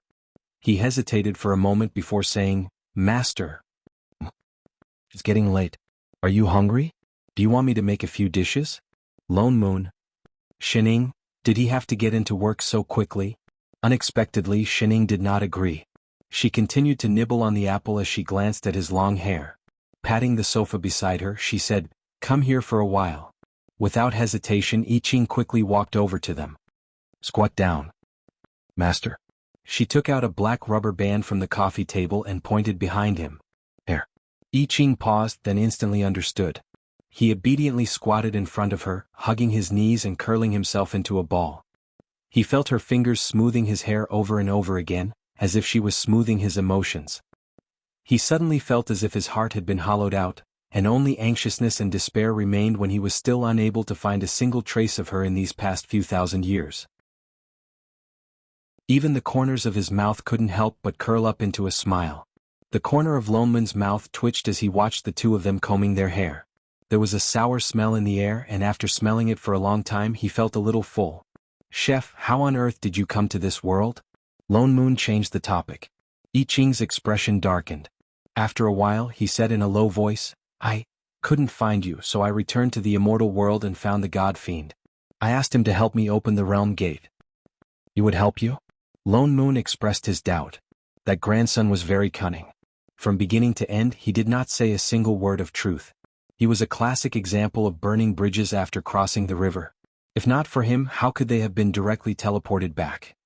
He indeed did not agree. I Ching frowned. "So I could only fight him." Lone Moon's eyes widened. "The injuries on your body were caused by him?" Awesome. He actually dared to challenge the ancient god of creation alone. "That's not it." I Ching shook his head. "These were caused by the turbulence inside when I passed through the realm gate." "What turbulence?" Lone Moon subconsciously turned to look at Shining. "We didn't see any turbulence when we came back." "We didn't."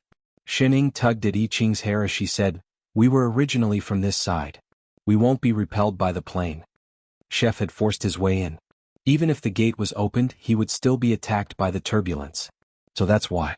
Lone Moon nodded. He looked at I Ching again. He felt that he was different from before, but he could not tell what was different. "You're now a divine supreme." Lone Moon scanned him from head to toe. Only then did he notice that his cultivation had increased a lot. It seemed to be even higher than the previous Hongyu. No. More accurately speaking, the feeling that he gave off was somewhat similar to the God Fiend from before. If not for the fact that he had just recovered from his injuries, Lone Moon would not have been able to withstand the suppressive force that I Ching casually released. What's more, I Ching no longer looked like a child. "You fought the God Fiend?" "Not really." I Ching's expression darkened. At the end of the battle he could not even tell who won and who lost. "Then why did he open the gate for you?" "Maybe because I went there more often?" "More often?" Lone Moon's mouth twitched. "How many times did you fight him?" "Hundreds of times." He could not remember clearly. "So he went there every day to find people to fight." Wait a minute. Could it be that the God Fiend was annoyed by Chef, so he opened the plane door and sent him over? "Later I met Shorty. She fought with me, and the God Fiend agreed to open the door to the other world." "Mengpa?" A strange expression flashed across Lone Moon's face. "Why did she help you?" "I don't know either. But when we returned to the immortal world and attracted the God Fiend, it was all thanks to her help. Otherwise he might not even know where the God Fiend was." Lone Moon clenched his fists. For a moment he could not understand why Mengpa wanted to help I Ching. Like the God Fiend, she was one of the three ancient gods of creation. She should be on the God Fiend's side. What's more, when they were suddenly sent back, she knew about it and agreed with the God Fiend. But why did she help I Ching this time? Was she Shorty or Mengpa? Shining suddenly spoke. "How long have we been gone?" I Ching paused. Even his body trembled. After a moment of silence, he said in a deep voice, 3,000 years. "What?" Lone Moon was shocked. Although he knew that time passed differently in the other world, he did not expect it to take so long. But they didn't expect that so much time had passed. This meant that Chef had been looking for them all these years. For a moment, his heart was filled with mixed feelings. Although Chef looked normal on the surface, he did not give up looking for them for so many years, and even chased them all the way to this plane. Lone Moon could not imagine how he lived all these years. Fortunately, I succeeded. I Ching did not seem to mind at all. He leaned slightly back against Xining, looking satisfied. As long as he found Master, it was good. But now that he found her, all these years were worth it. Xinying's hand paused. After a moment, she continued combing.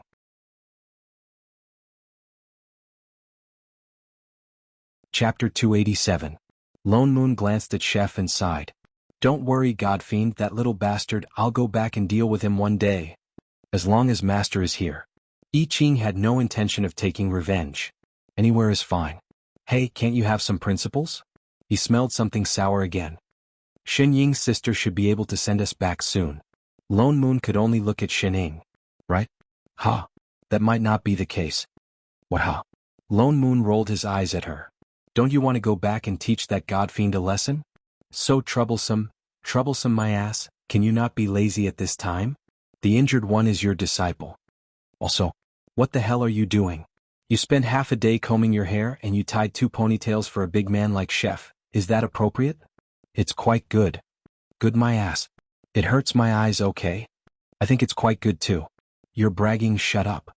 Lone Moon felt that I Ching had really become an immortal chef, no, a cooking god. Although they had only been back for slightly more than a month, after 3,000 years, his skills had not deteriorated at all. Even the kitchen utensils that had accumulated a layer of dust in Xinying's house, he only had to briefly explain them once and he could use them smoothly. He was much faster than learning about swordsmanship. The few of them ate for a full 2 hours before they finished all the dishes on the table. Lone Moon was just about to introduce the basic situation of this world to Chef when suddenly there was a familiar beep from inside the house. It was Xinying's message. It's my sister Hyde. Xining threw her chopsticks and turned her head. What? Lone Moon faltered, not understanding why she said that. Stop talking nonsense, hurry. With that said, she stuffed the 2 of them under the table out of habit. Lone Moon, wait, why did he have to lie down too? Little Ing. Xinying's voice sounded in the house. Sister. Xining immediately stood up straight. I've already checked on the problem with your body, I haven't found the answer, but it shouldn't have any negative effects. Yes. But I've contacted the plane that you went to, a similar plane manager. I want her to help you take a look at the situation, Xinying said in a low voice. When I'm done with the things on hand, I'll bring you over. All right, big sister. Xining nodded. Get ready. Don't run around. No problem, sis. Yes. Just as Xinying was about to cut off the communication, she suddenly seemed to have thought of something. Oh yes, I sense that you directly activated the space transmission just now. The distance is very close and it's even to your home. What's so urgent? She stiffened. It's nothing. I just got lost and wanted to go home. Really? Xinying's eyes narrowed. Why didn't you teleport back when you were lost a few galaxies away? I'm hungry now. She immediately changed the topic to her mutated body. Oh. Xinying nodded. Then can you explain to me who the man lying on the left under your table is? He could even see that. She had clearly blocked other perspectives. Unexpectedly, Xinying was not as angry as she was the last time. She only raised her eyebrows and said, I haven't seen you bring a man home for so many years. You brought 2 back from this area. This is considered eating from the bowl and looking at the pot? Lone Moon in the bowl, I Ching in the pot. Xining frowned. Sis, he's not my boyfriend. Father Nyo wasn't either. Xinying's eyes darkened as if she had seen through everything. Since he's not, then why did you use the space transmission? Xining lowered her head at once. She had no choice but to confess. He came from the previous plane. Xinying's expression darkened instantly. She glanced at Chef who had crawled out from under the table. Her eyes were as cold as ice. That means, he's an intruder. Sis, listen to me, shut up. Xinying's voice became even colder. The way she looked at Xining was like a knife that was about to poke out of the screen. Even Lone Moon trembled subconsciously. Did you go out to train your guts? Stay here obediently. I'll be right back. With that said, the screen dimmed before anyone could react. Lone Moon felt nervous for no reason. Xinying's expression was completely different from when she first discovered him. It was as if she was really angry. Xining, what does your sister mean? He couldn't help but ask. Xin Ying's expression darkened. All those who invade the plane without permission are unstable factors that need to be eliminated. Eliminated? She wouldn't really kill Chef, would she? Lonmun's heart tightened. For some reason, he just felt that if Xin Jing wanted to make a move, Xining wouldn't be able to stop her. Then what should we do? Master. I Ching's expression also darkened. I came here voluntarily. If there's any punishment, I'm willing to accept it. I won't resist. You're crazy. Lone Moon exclaimed. Xin Jing is the plane manager. I'm afraid you can't bear it at all. Forget it. Xining seemed to think of something. Her expression darkened. She gritted her teeth and said, if my sister really wants to make a move, I have another way. Maybe it can stop her. After all, he was her chef, her disciple. She had to try. If he died, so be it. Really? She should have said so earlier if she had a trump card. But looking at her cowardly face in front of Xin Jing, why was she so untrustworthy? After all, she had lived under her sister's tyranny for so many years. Lone Moon didn't have time to ask in detail. In the next moment, the space in front of him twisted. Xin Jing's figure instantly appeared in the layer. So, he's the disciple you took in the other world? Xin Jing sat on the sofa alone. She glanced at the three people standing neatly in front of her. Yes. Xining nodded. Sister Xin Jing, Chef chased after us because of us. And he didn't know that he needed your permission to travel through planes. Lone Moon also explained immediately. As the saying goes, the ignorant are not guilty. Why don't you forget it? Forget it? Xin Jing laughed coldly. The cold air on her body swept over. Do you think plane invasion is such a simple thing? Do you know how much this will affect the plane?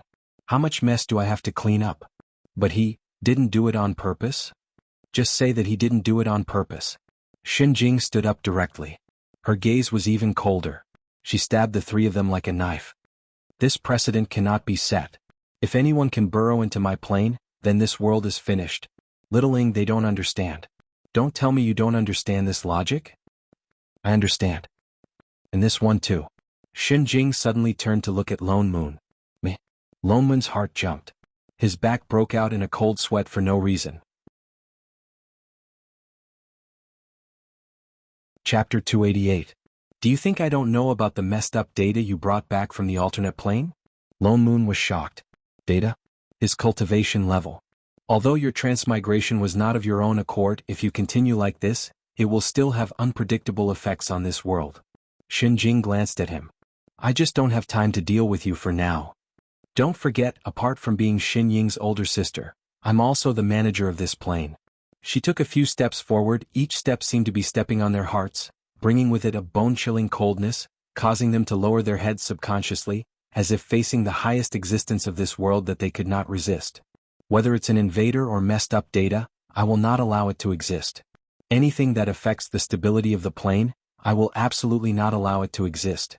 The moment she said that, Lone Moon felt something pressing down on him, and subconsciously took a step back. If not for Xining holding him, Lone Moon would have knelt down directly. At this moment he really realized what a manager was. She clearly did nothing, but he felt a special pressure coming from his divine perception, and even his cultivation was about to dissipate uncontrollably. Older sister.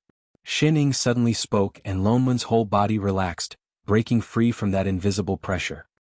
He turned to look at Chef beside him, and found that he was in the same situation as him.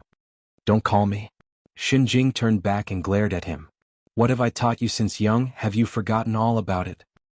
I haven't forgotten. Xining lowered her head even more. Haven't forgotten? Look at what you've done. I asked you to help me manage the plane and this is how you help? Xin Jing became even more furious, cold air coming out of her whole body. I thought that after a few days out, you would know to restore this person's data, and you even brought an invader back. The more she spoke, the colder her tone became, and her expression was one of exasperation. You've been out for a few days, you've become careless.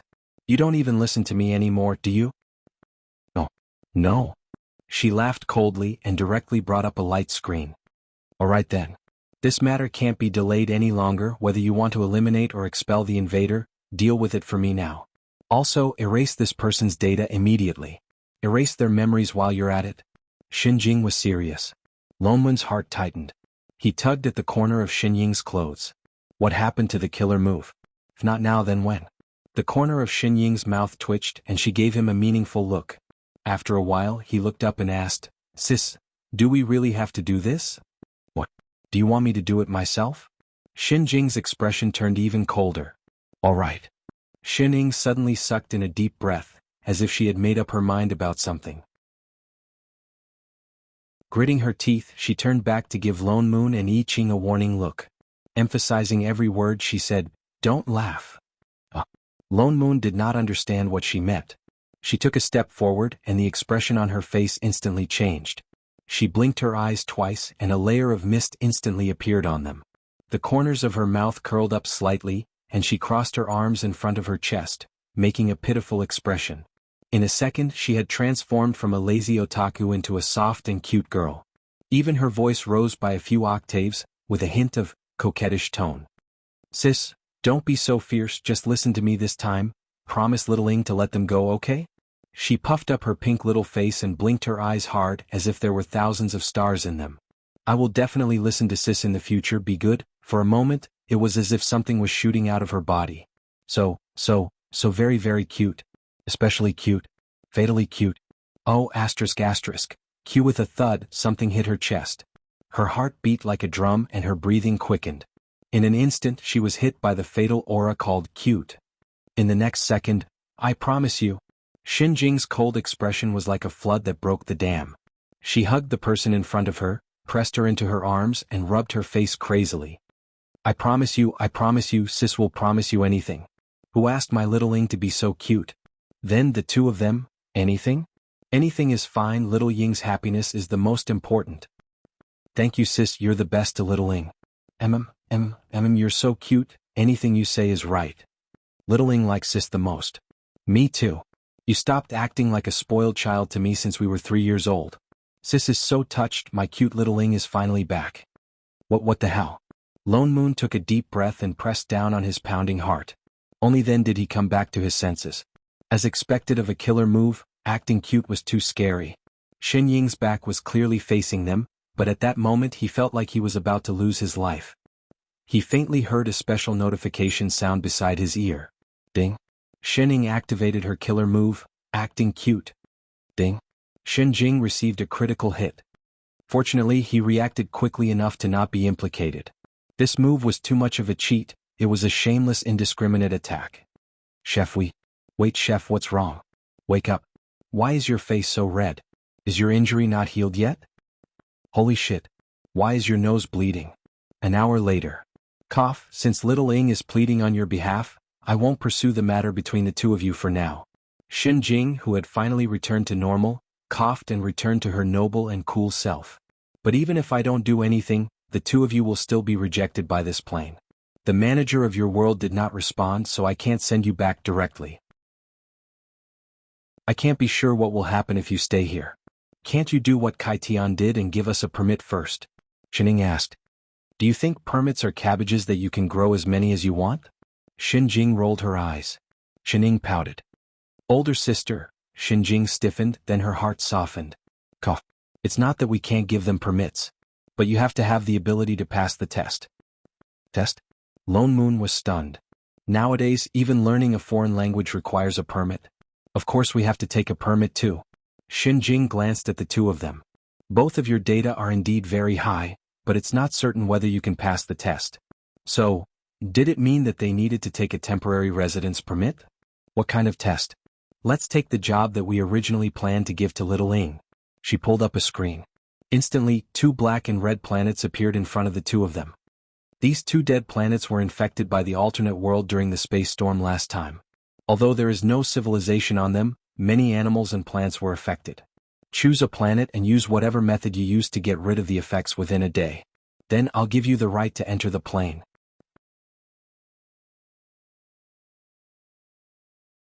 Chapter 289. All right. I Ching nodded and stood up. As long as he did not leave Master, anything was fine. Lone Moon and Xin Ying exchanged a look and stood up as well. All right. Xin Jing suddenly added, Little Ing, you can't go. What? You're in a special situation now. If you do it, there's no need for the test. Xin Ying frowned and her voice softened. Sister, Xinjing's mouth twitched and her attitude changed instantly. All right, you can go, but you can't do it yourself, understand? All right, sister. No problem, sister. Lone Moon, I Ching. He felt that Xinjing's cuteness buff had not worn off. This was a barren wasteland. The ground was scorched and all the living things seemed to be left with only the instinct to devour. They bit and gnawed at each other as if they would never stop. There were pieces of fresh or rotten meat all over the ground. The air was filled with an unpleasant stench. Lone Moon instantly understood why this was a dead planet. Apart from the fact that there was no one here, this was like the scene of a zombie movie. There was no sign of life at all. The moment he and Chef landed on the ground, they began to clean up the wild animals and plants around them. With their cultivation, it was not difficult to deal with these mindless monsters, but there were too many of them. Every time they killed one, another would pounce on them endlessly. Shining, how big is this planet? Lone Moon looked at the monsters gathering again and could not help but ask. Shining kicked the stone under her feet. Something flashed in her eyes before she answered, the size of more than 100 Earths. What? Lone Moon's eyes widened. How long were they going to take to clear this? Xinjing was tricking them. It was definitely true. If these animals and plants are all infected, we can't clean them all up in a day no matter what. More and more monsters gathered around them and they seemed to be getting stronger. At first they could barely find a place to land. Gradually they could only fly into the air to rest temporarily. But even so, there were many monsters that could fly. What should we do? Fly that way. Shining suddenly pointed to the right. There should be clues we need there. Lone Moon was stunned. He slashed at the giant bird beside him and sped up without hesitation. After flying for more than an hour, there was already a huge flock of birds behind him. They did not seem to have any intention of giving up. What exactly are we looking for? Lone Moon could not help but ask. I'm looking for some information, Shining answered. Suddenly, she raised her hand and pointed in front of her. There. Lone Moon looked up and realized that there was a triangular building floating in the air in front of him. It looked like it was only a few square meters. It was silvery white on the outside, reflecting the sunlight. If one did not look closely, one would not notice it. What is this? An abandoned detection station, Shining replied, then directed Chef to fly over. No one knew how she did it, but a door instantly opened on the triangular building. Inside was a small space that could only fit 3 people. What are we doing here? Lone Moon looked confused. Looking for information about this planet. As he spoke, he suddenly tapped on the right corner of the wall. Instantly, a virtual image of the planet popped up. There were all sorts of data beside it that they could not understand. How did you know that there was information here? Lone Moon and I Ching were both shocked. The Star Alliance has a detection station on every planet in Area T. Shining answered casually. There's one on Earth too, but it's been blocked. This was also why she could connect to the star web. Although they did not understand, they felt that it was very impressive. Shining looked at the map and then at the data beside it. Then she said, this is indeed an ore planet. What ore planet? More than 80% of this planet is made up of ore like W9851, Shining explained. This kind of ore is very common in the galaxy. There are many of them on other planets too. That's why this detection station was abandoned. But W9851 ore is highly explosive. When it explodes, it will be very powerful and spread. You mean to say? Lone Moon's eyes lit up. He immediately understood what she meant. If we directly explode these ores, we can blow up this planet? Yes. Shining nodded. But there's a problem. What problem? The surface of this planet has already been infected by those animals and plants. The ores inside are buried very deep. My sister won't let me do it. Unless you directly cut open the surface and use a special bomb to detonate it, you won't be able to spread it to the entire planet. Then how thick is this surface? A few thousand meters. That thick. That was too scary. I'll go. I Ching suddenly spoke. You can't cut it open either. Before Lone Moon could finish, Chef had already turned and walked out. Wait, there's still? Before he could finish, I Ching's body suddenly exploded with unprecedentedly huge sword chi. He slashed his sword towards the flock of birds that had already caught up to them. In an instant there was only a huge flash of fire. The huge birds that originally filled the sky were directly swallowed up by the fire. The sky seemed to be burning. Everywhere was filled with suffocating sword chi. Even the entire detection station was shaking. Lone Moon was shocked. Although he knew that Chef's cultivation was different from before, this was too frightening. And this fire? True Phoenix Fire. Wasn't he a dragon? Before he could think clearly, Chef directly flew down to the ground after dealing with the chasing flock of birds. In an instant, the sky full of sword chi rushed down. Suddenly there was a golden light all around. That golden light slowly gathered and finally formed a huge sword, directly slashing towards the ground. There was a loud bang. It was obvious that the entire planet was shaking. Suddenly, a huge crack appeared on the ground. It expanded infinitely to both sides and became wider and wider. The bottom was like an abyss, one could not see the bottom. Split open. Lonmun's eyes widened. Indeed, he was a little cheat. He hurriedly turned to look at the light screen beside Shining. He saw that it showed the words more than 2,000 meters. Still not enough. Just a little bit more. Chef. He was just about to call him back. Suddenly the cry of a phoenix rang out. I Ching, who was still holding his sword, suddenly transformed into a huge fire phoenix. He charged straight into the cracked abyss. The originally pitch-black abyss was instantly illuminated, and fiery flames extended all the way to the bottom. The surrounding shaking became even more intense. The number on the light screen in front of Shining that had just stopped jumped again. 2,700. 2,800. 2,900. 3,000. It's done. Lonmun's heart leaped. He immediately conjured a seal and sent a voice transmission. It's done, Chef. The number on the screen stopped. After a while, the light that had sunk into the abyss flew out and returned to the detection station. Chef, who had already changed back into his original form, walked out of the fire.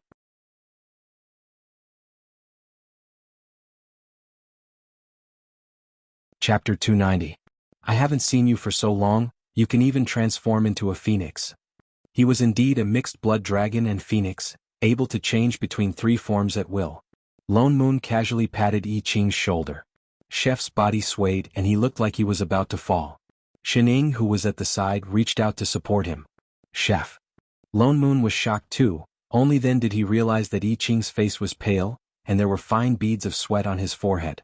Holy shit, are you all right? He hurriedly felt his pulse. I'm fine.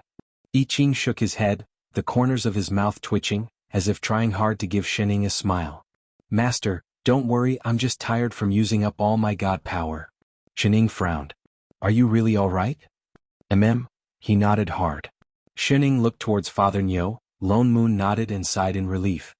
There's nothing wrong with his pulse. It was indeed just that his god power was used up. Let's get rid of this planet quickly. What do we do next? Just buy a detonator and throw it down. Shining then turned back to the light screen and clicked on it. In an instant, all sorts of detonator devices popped up all around.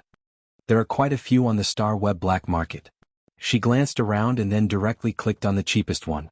In the next instant, a notification sounded in the house. Beep. Your balance is insufficient, unable to purchase. Lonmun, I Ching, Air? Shining stiffened. I forgot to recharge my game tokens. Recharge your game tokens? Don't you freaking use black when you go online? How do I switch accounts? The corner of Lonmun's mouth twitched as he took a deep breath. Shining faltered. But Lonmun directly went forward and clicked on the wristband that he had not had time to take off. In the next instant there was a ding sound, and the screen immediately cut in front of him. The user directly switched the two words Shining to Father Nyo. He raised his hand and clicked on the most expensive picture at the top. Two beeps were heard and a familiar notification sounded. Ding, purchase successful. We look forward to your next visit. In an instant, a luxurious version of the detonator glowing with blue light appeared in front of them. Shining, I Ching. Shining looked up and was almost blinded by the huge string of zeros on Father Nyo's Star Web account balance. Father Nyo, did you hack the Interstellar Bank? What black bank? Lonmun rolled his eyes at her like a seal. Is this the money you earned in that online game with you last time? And didn't it reset to 0? My points have been cleared to 0. But the corpses of the monsters that we cleared are still under our names, so I've been dealing with them in the past few days. And then, you sold the minions? Wasn't that trash? So valuable? I also checked the industry chain of the game planet. I contracted the corpses to a recycling company and sold their parts in batches to earn some profit. There's still half of the star coins that haven't been transferred to my account. As he spoke, he glanced at the numbers on the screen. Sure enough, the eye-piercing number was still jumping up, and he could hear the beeping sound of the bill arriving. Shining, I Ching, why are you looking at me like that? Nothing. Nothing, I just suddenly really want to call you daddy. Get lost. With Father Nyo's strong financial support, the three of them finally completed the task in one day. Xinjing kept her word. She directly took out 2 pieces of paper and wrote the words plain pass on it and handed it to them. Lone Moon looked at the A4 paper in front of him and could not react for a long time. Wasn't this 2F** King casual? Didn't they say that the pass could not be given out casually? In the end it was just a piece of broken paper. Lone Moon glanced at Xinjing beside him and held back the ridicule in his heart. Instead, I Ching beside him was shocked. He did not know if it was an illusion, but ever since he came to this master's world, the feeling of being pulled by someone had suddenly disappeared. Oh yes, you said Xinjing's body problem before. How is it? Lone Moon asked. Littling. Xinjing turned to look at the person beside her. Her gaze instantly softened, the love in her eyes almost overflowed. She rubbed her face wildly. When I think of my so cute littling being dragged to a foreign plane and suffering so much, big sister's heart aches so much. Don't worry now, I will definitely help you find that bastard. Xinjing. Loveless in life. JPG Ching. Did Master's older sister activate some special attribute? Lone Moon. This fellow must be a Siscon definitely. Also, this Xinjing was using cheats the whole time. She did not suffer at all, okay? I can't detect the condition of her body, but I have already found a plane similar to the one you were talking about. Xinjing thought of something and directly opened a light screen. She began to operate. I have already contacted the manager there. She will send the pass over in a while. Let's go there directly and let her help you take a look. What exactly is wrong with your body? Similar plane. Lone Moon was stunned. Are there other immortal cultivation planes? Yes. Xinjing nodded. The number of planes cannot be estimated. Apart from our world, which is completely different from the one you went to, there are also parallel planes that are very similar. Then can they really see the problem with Xinjing? That's not certain. Xinjing sighed and frowned. But we have to try. After a while, a notification sound suddenly rang out in the room. The pass has been sent over. Xinjing stood up. A light screen immediately popped up in front of her. On it, the word pass was written simply and crudely in red. Xinjing only raised her hand. Instantly there was a flash of light. The words split into 2 like a door opening. In a moment, a white passageway appeared in front of them. Let's go. Xinjing nodded at the few of them and walked in first. In a moment her figure disappeared. The few of them exchanged a look. Apart from Xinjing, this was the first time they had seen another manager. They could not help but feel nervous. They wondered what the managers of other planes were like. Lone Moon heaved a sigh of relief and followed. All he saw was a flash of white light in front of him. In the next moment they were in another world.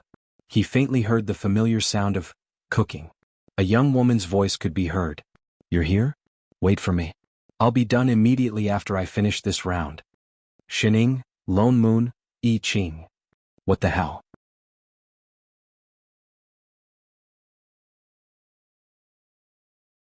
Chapter 291. Lone Moon looked at the manager of another plane in front of him, a little confused. Dressed in home clothes and a pair of slippers, he held a phone in his hand. One hand moved quickly and at the same time he gritted his teeth and cursed. The one in the middle lane is coming, what are you spacing out for? Stop him. Why are you still fighting in the wilderness? Hurry up and gather. The dragon is out, let's go steal it now. Fatty, what are you doing? Go big, go big. Holy shit, why are you pulling me back? Do you know how to play? The few of them sat on the sofa for a whole half an hour, the other side did not stop, and the more they played, the more excited they became, as if they had completely forgotten that there were 4 people sitting opposite them. What happened to the immortal cultivation world that was similar? Wasn't the place where this manager lived a little too down to earth? It was obviously more similar to the modern world, even the mobile games were the same. Lone Moon was about to ask Xinjing if she opened the wrong portal, when a man suddenly walked out of the kitchen. He was clearly wearing warm home clothes, but his whole body was emitting a cold aura, as if one would get frostbite if they looked at him for too long. He glanced at the few people sitting here awkwardly, put down the dishes in his hands and walked over. Yeah. He called the girl who was addicted to the game, his voice as cold as his person, but the way he looked at the girl, it was like ice had just melted, and he reached out to take her phone. The girl instinctively reached out to grab it. Master, I'm about to win. You Yao. The man frowned, glancing at the person on the sofa opposite him. The girl was stunned for a moment, then turned her head, the corner of her mouth twitching. Sorry, I forgot that you guys are still here. She directly stood up, coughed. Little Jing, long time no see. She smiled at Xinjing, her gaze fixed on Xining, and her eyes brightened. This is your littling, right? So cute, so cute. Right, right? Xinjing also smiled into a line and pulled the girl to start talking. You don't know, she was even cuter when she was young. I still have her picture with me. Really? Let me see, let me see. The two immediately huddled together. Look, this is when she was 1, this is when she was 2. Wow, it's true. Look at her pink cheeks. How did you raise her? What milk powder? That's a lot to learn. Milk powder can't be fed casually, Wang Yao said. Since you have experience, why don't you introduce it to me? It just so happens that my kid can use it. Okay. Let me tell you. Xining, Lone Moon, Yi Qing, seeing the two of them start to share their parenting tips, the trio on the sofa were speechless. The corner of Xinying's mouth twitched. She could not help but tug at the person beside her. Big sister. Do you still remember why you're here? Xinjing was stunned. Only then did she put away her phone reluctantly. Yao, I've already told you the general situation last time. This time, I'm here because I want you to take a look at Little Ling. Your plane is about the same as hers. I think you might be able to find out what happened to her. Don't worry. The other party patted her flat chest angrily. Your problem is my problem. Leave it to me, there's no problem. With that said, she finally turned to look at them. She turned to smile at Xining and reached out a hand. Hello, Little Ling. I'm your sister's friend. My name is Zhu Yao. Xining. She directly reached out and shook her hand. Zhu Yao turned back to look at Xinjing. Oh yes, you didn't make it clear in your message. What's wrong with her body? Her data cannot be detected. It even exceeds the limit. Xinjing said in a low voice. And this situation only happened after she was pulled to another plane. Zhu Yao nodded and gestured for Xining to stand up. She walked one round around Xining and after a while she frowned and said, Strange, I don't see anything wrong with you. Forget about divine qi, there wasn't even the slightest bit of spiritual energy. This was not very possible for someone who had been to an immortal cultivation plane. You can't see it either? Xinjing's expression darkened. Zhu Yao thought for a moment. Suddenly she seemed to have thought of something. She turned to look at the cold-faced man behind her. Master, can you help Littling take a look too? She then explained, My master knows more about the immortal cultivation world than I do. The man frowned and looked at the two people on the sofa beside him. Their cultivation levels are not lower than mine. If they can't see it, it's the same for me. Then I can only open the system's heavenly eye. She suddenly thought of something and summoned a light screen in her hand. Realm Spirit gave me a detection system before he left. It was originally used to predict and warn me of bugs in my plane. Through the system, I can see the cause and effect of all unreasonable objects. She turned to look at Xining and explained while operating. If Little Ying's data really overflows, then the system will definitely judge her as a bug and label her with the letters BUG. This way, as long as we check the cause, then we can know why she became like this. Xinjing was delighted. Yes. Zhu Yao nodded. But this word can only be seen by the manager. With a beep, a ray of light swept towards Xining. Indeed, through the light screen, Xinying's appearance began to blur in Zhu Yao and Xinjing's eyes. Faintly, words appeared on her face. And they became bigger and clearer. In a short while they could clearly see the words on her face. Boss. Zhu Yao, Xinjing, what the hell? Why is it a boss? What happened to the promised bug? And why is it golden? Wasn't it always black before? Yao, didn't you say there were only 3 letters? Why did 4 appear? I don't know either. Never had such a situation happen before? To the system, bugs had to be fixed. Then, could it be that the boss had to be pushed down? Can we still find out the cause like this? Let me try. Zhu Yao paused and immediately reacted. She pressed the button on the light screen. With a beep, a line of red words instantly popped out. Wrong target, unable to obtain. Looks like it won't work. Zhu Yao frowned and said apologetically, I'm sorry, Little Jing. I can't help you. It's fine. I just wanted to give it a try. What's more, I won't be able to find out anything. You haven't been a manager for long either. It's normal that you can't find out anything. Yes, I'm still a newbie. She paused halfway through her sentence. She suddenly thought of something and widened her eyes. Why don't I introduce someone to you? You must know. Who? The manager of my original world. Zhu Yao hurriedly tapped on the light screen in front of her and opened a communication channel. She dialed 3 times but the call did not go through. It was not that she did not pick up, but the other party immediately hung up. Yet she seemed to be long used to it. She continued dialing for the 4th time. In the next moment, a man's figure appeared on the light screen. His eyes were so fierce that he looked like he wanted to eat someone. He opened his mouth and said, "Do you want to die?" Chapter 292. Ha ha. Zhu Yao laughed. Boss, is Guogua there? Nope. Scram. The man's expression darkened. Just as he was about to hang up, a gentle voice sounded. Yao Yao, it's you. A girl suddenly appeared on the screen and pulled the man away. I haven't seen you for a few days. Where did you go?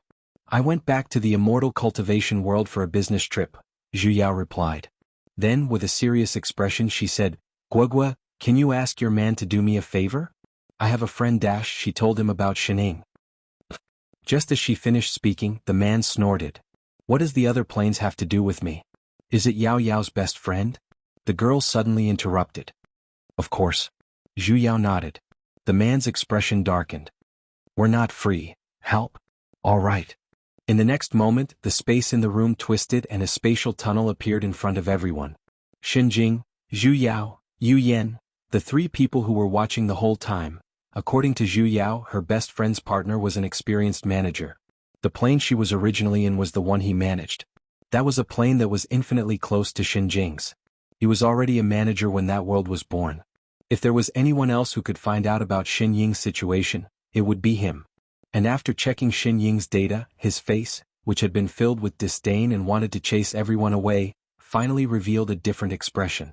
The screen in his hand was still lit up with a bunch of messy data, but the entire screen was red. How is it? Yi Qing asked anxiously. May I ask what happened to my master? The man's expression became even weirder. He scanned Shining from head to toe, then sat down at the side and said, Nothing. Everyone was stunned. What did he mean? If I'm not wrong, her situation is better than everyone else's. He glanced at Xinjing and Zhu Yao, then added, including us. What do you mean? Lone Moon was stunned. Although I can't be sure, I'm not far from it. He gave Shining a meaningful look and said with certainty, Can you feel the limits of your power?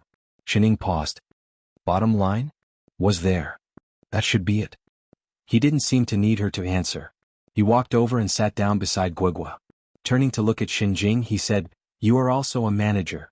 You should know why we exist, right?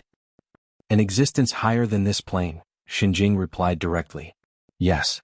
The man continued, We are existences that are higher than our own plane, or were born at the same time as the plane like me. Or they can be directly acknowledged by the plane like you. Or the will of the world itself, for example, that one who often scrounges for food. He pointed at Zhu Yao.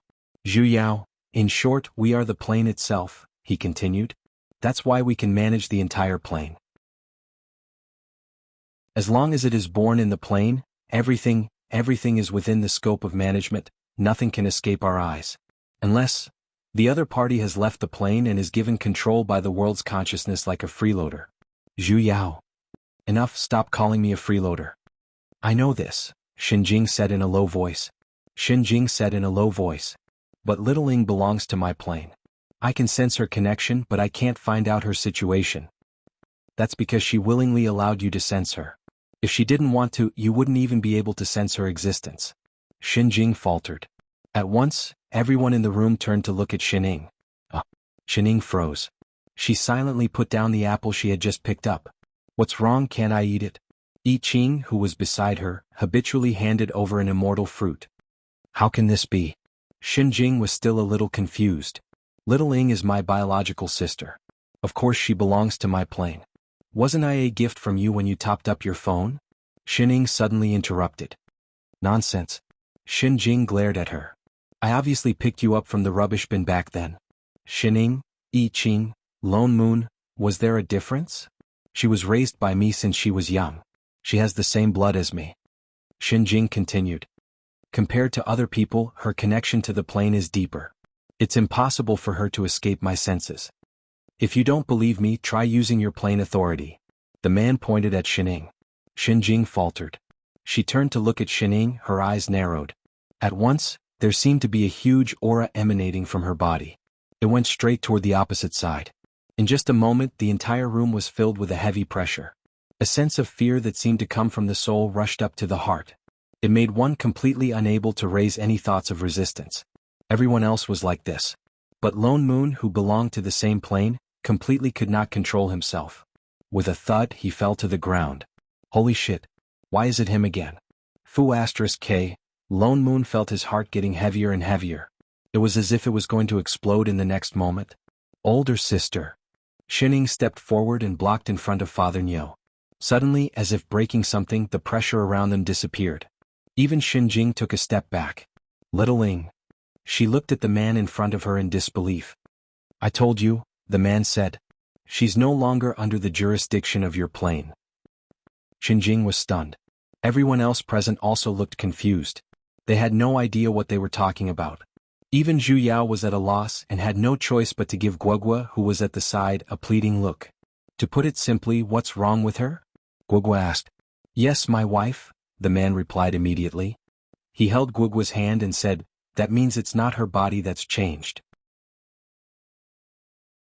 It's her existence itself that's changed. And it's the kind that even we managers can't understand. What do you mean? Let's put it this way. If everything in the plane is of the same level, and the manager is a higher existence than the plane, that means our manager's ability is above all the living things in this plane. I know that, Xining answered. The man continued, do you remember what your body's first reaction was after you transmigrated? Xining tilted her head. Hungry? That's right. He nodded. You're Xinjing's assistant and her younger sister. Your body is more inclined towards the managers. Your older sister has been training you to become a manager. But the moment you transmigrated, your body was at a critical point. This point was the opportunity for you to become a manager. In the end, the moment you transmigrated, the power of the two planes was added to your body. That changed your existence, causing you to jump 2 levels. And it consumed a lot of energy. That's why you became hungry. You're saying that I became a manager? Xining was stunned. No, you accumulated 2 portions of plane power, he said seriously. Not just as a manager but as, you surpassed the manager. Xinjing said directly. If managers are said to be higher than the plane, the man said slowly, you're now higher than the manager. Everyone, so this was what the previous boss meant?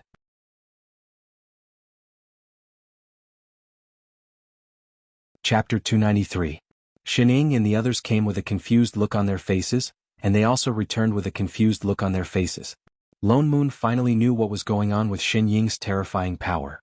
No wonder, no matter whether it was immortals, gods, or fiends, even those infinitely close to managing fiend celestials, they could not do anything to her. Even the realm gates that ordinary people could not cross, she could easily tear them apart with her bare hands. She was not on the same level as them at all, although he did not know what the so-called plane power superposition meant. But thinking about it carefully, the difference between her and them should be the same as the difference between a 3-dimensional person and a 2-dimensional paper doll. But couldn't she just tear it apart with her bare hands? No matter how beautiful the paper was, it was still paper. He felt that he needed some time to recover.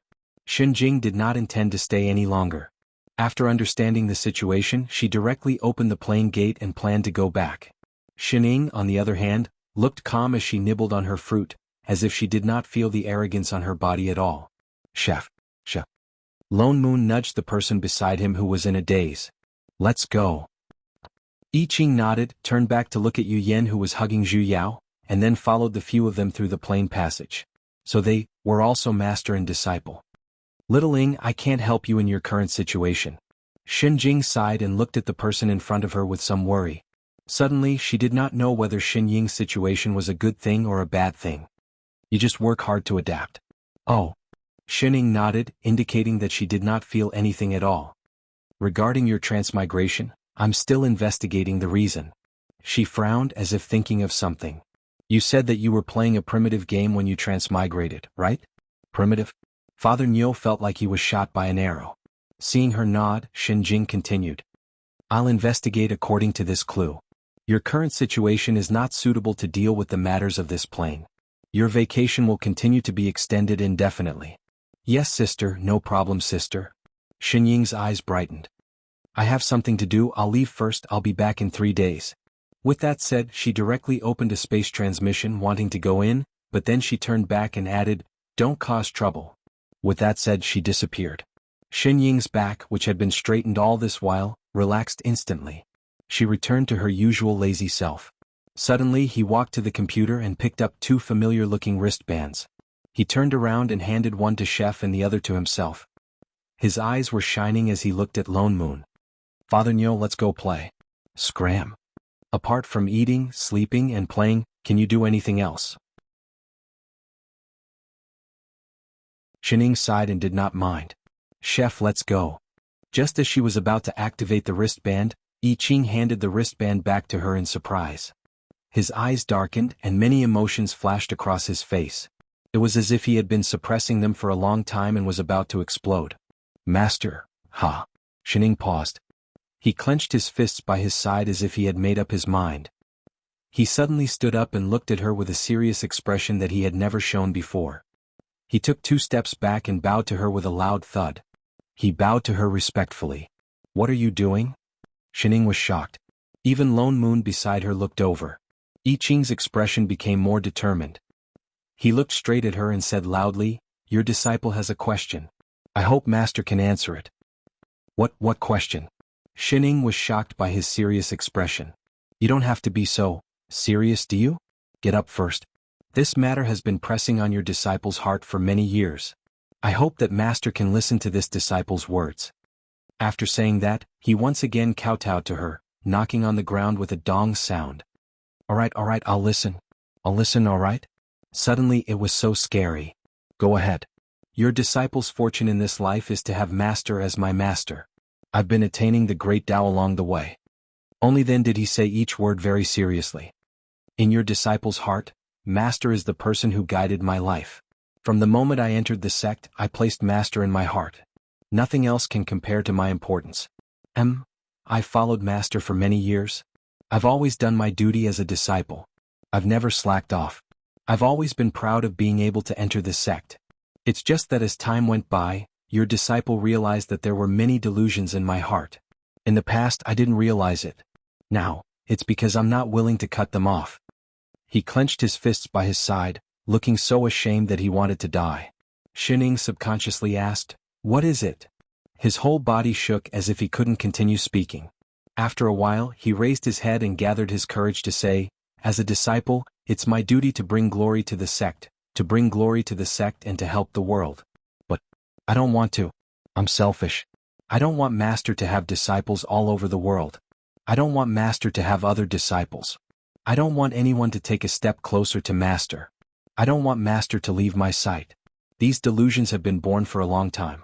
I can't cut them off. Your disciple wants to be by Master's side forever. I want to accompany Master at all times. I want Master to only have me as his disciple. I want Master to have no one else by his side. I want Master to never leave me again. Master taught me the right way. But I have delusions that give birth to demons. I've let down Master. But no matter how hard I try, I still can't suppress these delusions. In the thousands of years that I've been looking for Master, I've completely fallen into them. The more I resist, the deeper the delusions get. I can only ask Master to enlighten me. I don't want to be separated from Master again. I want Master to be mine. Pui, Lone Moon, who had heard the whole story, could not help but spit out the drink in his mouth. He let out a maniacal laugh but choked again. Instantly he coughed like he had tuberculosis. As he coughed, he pressed on his chest. But he did not forget to give I Ching a thumbs up. Ah. Cough cough cough. Brother, your righteous confession is really awesome. 2F** King awesome. This was the first time he had seen such a serious yet refreshing and unpretentious confession. I'm almost moved by you. What do you mean? I Ching frowned. I didn't expect that, Chef. You have such skills to flirt with girls. It's just that you chose the wrong time. With that said, his laughter became louder and louder. He laughed so hard that he bent over. I Ching's expression turned cold. He said even more sternly, every word I say comes from the bottom of my heart. I'm not lying. Fellow Taoist Lone Moon, please don't take it as a joke. Oh, he's even calling me fellow Taoist. It looks like he's really angry. I'm sincerely asking Master to enlighten me. I want to dispel these delusions so that I don't make a huge mistake. If I've lost my balance in the past, I'll ask Master to punish me. Punish? Wait. Lone Moon suddenly thought of a possibility. He looked at Chef as if he was an alien. Don't tell me you really don't understand. You actually like Shining? You want to woo her, right? What? He likes Master.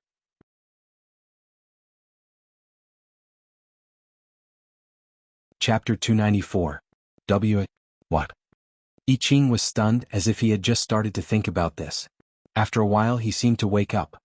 His serious face seemed to explode, quickly turning red, replaced by a look of panic. I like Master? His eyes subconsciously glanced at the person in front, but before he could meet the other's eyes, his head dropped like a child who had done something wrong. His feelings towards Master, so it turned out to be, he liked Master. If liking meant being with Master forever, then it should be liking. Hey, you really don't know. Lone Moon clicked his tongue. He didn't even know and directly confessed.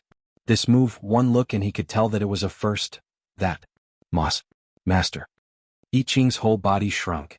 His impassioned look of asking for answers was instantly like a punctured ball. He peeked at Shining with some trepidation and cautiousness. Hey, say something. Lone Moon gave Shining a push. Say what? Shining coughed. Chef's sudden move really made her a little confused. She felt a little nervous for no reason. He's stupid, you're stupid too? Lone Moon directly rolled his eyes. Give me an explanation whether he's dead or alive. With that said, he added, I'm telling you, you won't find someone as good at cooking as Chef. No matter what, they were brothers who had fought together before. He had to give them a push out of friendship. Sigh, so troublesome. Dating and whatnot. Troublesome my ass. Chef. Shining then turned to look at I Ching seriously. I Ching stiffened, as if still immersed in the truth exposed by Lone Moon. But he couldn't help but secretly look at her with a red face. Master. Have you thought clearly about what you want to say to me? I Ching was stunned. A trace of confusion flashed across his eyes. His whole body was in a daze. He lowered his head and didn't reply for a long time. Shining sighed. Then that's it for now. We'll talk when you've thought it through. She waved her hand, planning to end the meeting. It's almost noon. It's time to have lunch. With that said, she stood up and was just about to ask Chef to get to work. I like Master. He suddenly opened his mouth as if he had figured something out. His voice was even louder than before. He looked up straight into Shinying's eyes. His face was already as red as a tomato, but he still said word by word, if the idea of having Master as my own in my heart means that I like you, then I would like you to be my Master. Then disciple likes Master a long time ago I like and only like Master. Shining, Lone Moon, holy shit, this confession is even better. After a long time, but I might not like you very much. Lone Moon felt a little cold these few days. Ever since Chef's unexpected confession seemed to have failed. Although the two of them didn't seem to have any difference, the one who should be playing games was playing games, and the one who should be cooking was cooking. However, he felt that there was a low pressure in the room. As an onlooker, Lone Moon felt a little suffocated. Especially when she accidentally caught sight of Chef's infinitely sorrowful gaze. More importantly, hey, aren't you going to do something about it? Lone Moon pointed at the busy figure in the kitchen. Do what? Shining was stunned. What else can it be? Lone Moon rolled his eyes at her. Chef, he's starting to cook again. Is it strange that he's cooking? He's Chef. It's not strange that he's cooking, but there's no need to cook more than 10 meals a day, right? Lone Moon pointed at the table full of dishes. Since that day, Chef had never left the kitchen. He had been cooped up in there to cook. He had seen people who got drunk after falling out of love, but he had never seen someone who kept cooking after falling out of love. It was also very hard for him to buy groceries, okay? I said I'm full, but he won't stop. Shining spread her hands. Suddenly, she seemed to have thought of something. Oh yes, Father Nyo, remember to pay for the gas. Get lost. He glared at her. After a while, he couldn't help but ask, do you really not have any feelings for Chef? A little, I guess. If you do, then go for it. Lone Moon said. When did you become such a wishy-washy person? Didn't she see that Chef's heart was broken? Shining turned to glance at him. He's different. How is he different? Lone Moon looked confused. He couldn't figure it out before. Don't tell me you can't see it? All these years, everyone can see that he has feelings for you. He's about to dig his heart out for you. That's why, it's different. Shining frowned and let out a long sigh. I am indeed a little interested in him, but it's just a little. I don't know how long it will last and I don't know when it will be over. If a relationship is destined to fail from the start, it's better not to start. Lone Moon was shocked. He gave her a strange look. You're afraid that if you break up in the future, you'll hurt Chef's heart. Xin Ying's eyes turned. Think so? Are you sick? Lone Moon suddenly reached out and touched her head. You don't have a fever. You're already full. Why did your IQ drop? Get lost. Xin Ying slapped his hand away. What happened to all those big principles that you used to trick me? Why aren't you taking them out now? Lone Moon rolled his eyes at her. Do you know what you're doing now? You're being spoiled. He finally threw the word back at her face. Instantly, his whole body felt refreshed. Is there anyone like you who breaks up as soon as they start dating? How do you know that you'll definitely break up with Chef in the future?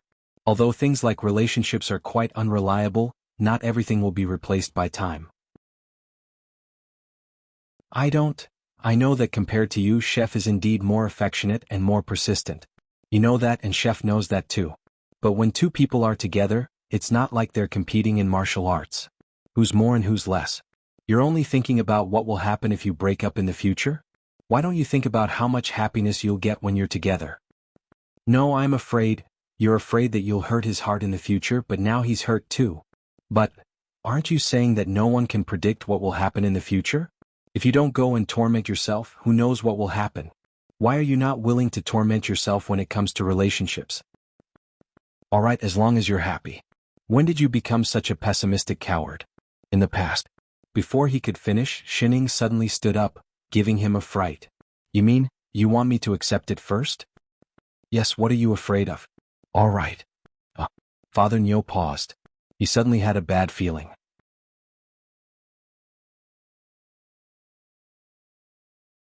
Chapter 295. Xin Ying scanned him from head to toe and suddenly gave him a strange look. She seemed to have thought of something. A moment later, her expression changed and her eyes brightened. Father Nyo, you're right. I've decided to listen to you. She agreed just like that? We agreed. Father Nyo was the one who asked me to agree to this. What? Agreed on what? Agreed on what? So if anything really happens in the future, you have to bear the responsibility bravely? What do you mean? Lone Moon was confused. Bear the responsibility bravely? Can you explain yourself? Xin Ying, however, did not reply. She hurried into the kitchen and pulled Chef out excitedly. Master? Chef was also confused. Is there something urgent? Come back to the room with me and talk about life. I Ching was stunned. What does Master want to say? Let's talk on the bed. With that said, she pushed the door open and threw Chef onto the bed. The next moment, there was a loud bang and the door was slammed shut. Lone Moon, hey, control yourselves. Mind your image. Do you have to be so wild in broad daylight? And the big light bulb was still on. He did not want to hear any discordant voices. Before I Ching could react, Xin Ying had already leaned over. She was so close that she was almost touching his body. Mas. He panicked. Before he could speak, Xin Ying's slightly cold voice suddenly sounded beside his ear. Chef, I have a way to go back to the other world. I Ching was stunned. His eyes widened. He could go back. Master, together? He asked anxiously. Xin Ying nodded and leaned closer. But, you might have to suffer. All right. I haven't said anything and you've agreed? I believe everything Master says. Xin Ying stiffened. She looked away uncomfortably. After a while she said in a low voice, in theory my sister will never agree to me leaving this plane. If I bring it up there will only be one result. What? She will break my leg or both of your legs. Unless I have the ability to be independent. Independent? He was stunned. Master was so powerful and they had tested her ability in the superplane. Wasn't that considered independent? My family's calculation is different. The corner of Xin Ying's mouth twitched. The independence that my older sister is referring to, the kind that has a family and a career. I Ching stared blankly for a moment before he understood what she meant. He nodded and said, I will cooperate with Master. But, let me say this first. I have no intention to play with your feelings.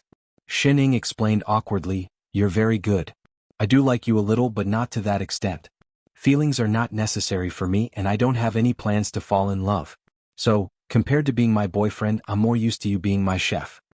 Master. I Ching suddenly interrupted her.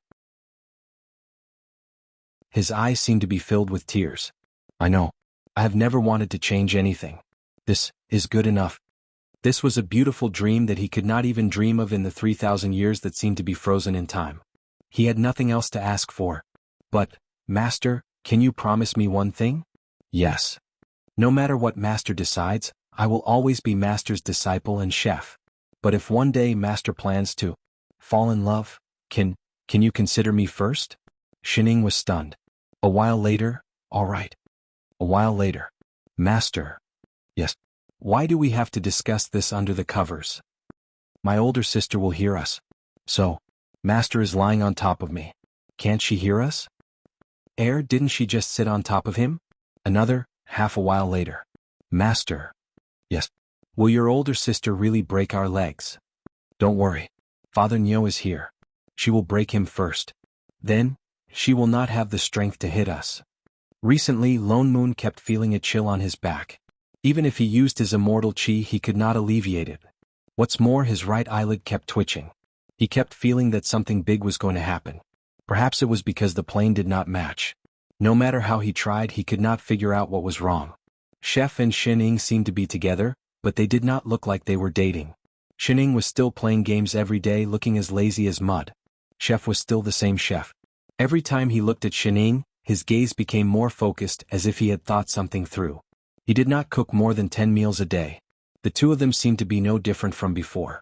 It made him wonder if it was his imagination that day when Shining pulled I Ching into her room and did not come out for half a day. You two are really together? It did not look like it at all. In order to avoid any awkward situations, he even planned to buy the suite opposite Shen Ying's house. Yet that night, Chef still slept in his room. He did not have any intention of moving over to Shen Ying's side. Shining was stunned. She turned to look at him. Then she hooked her finger at I Ching, who was carrying fruits. Chef, come here. Master. I Ching had not put down the fruits he had just cut. He looked up at her in confusion. Shining suddenly reached out and grabbed his collar.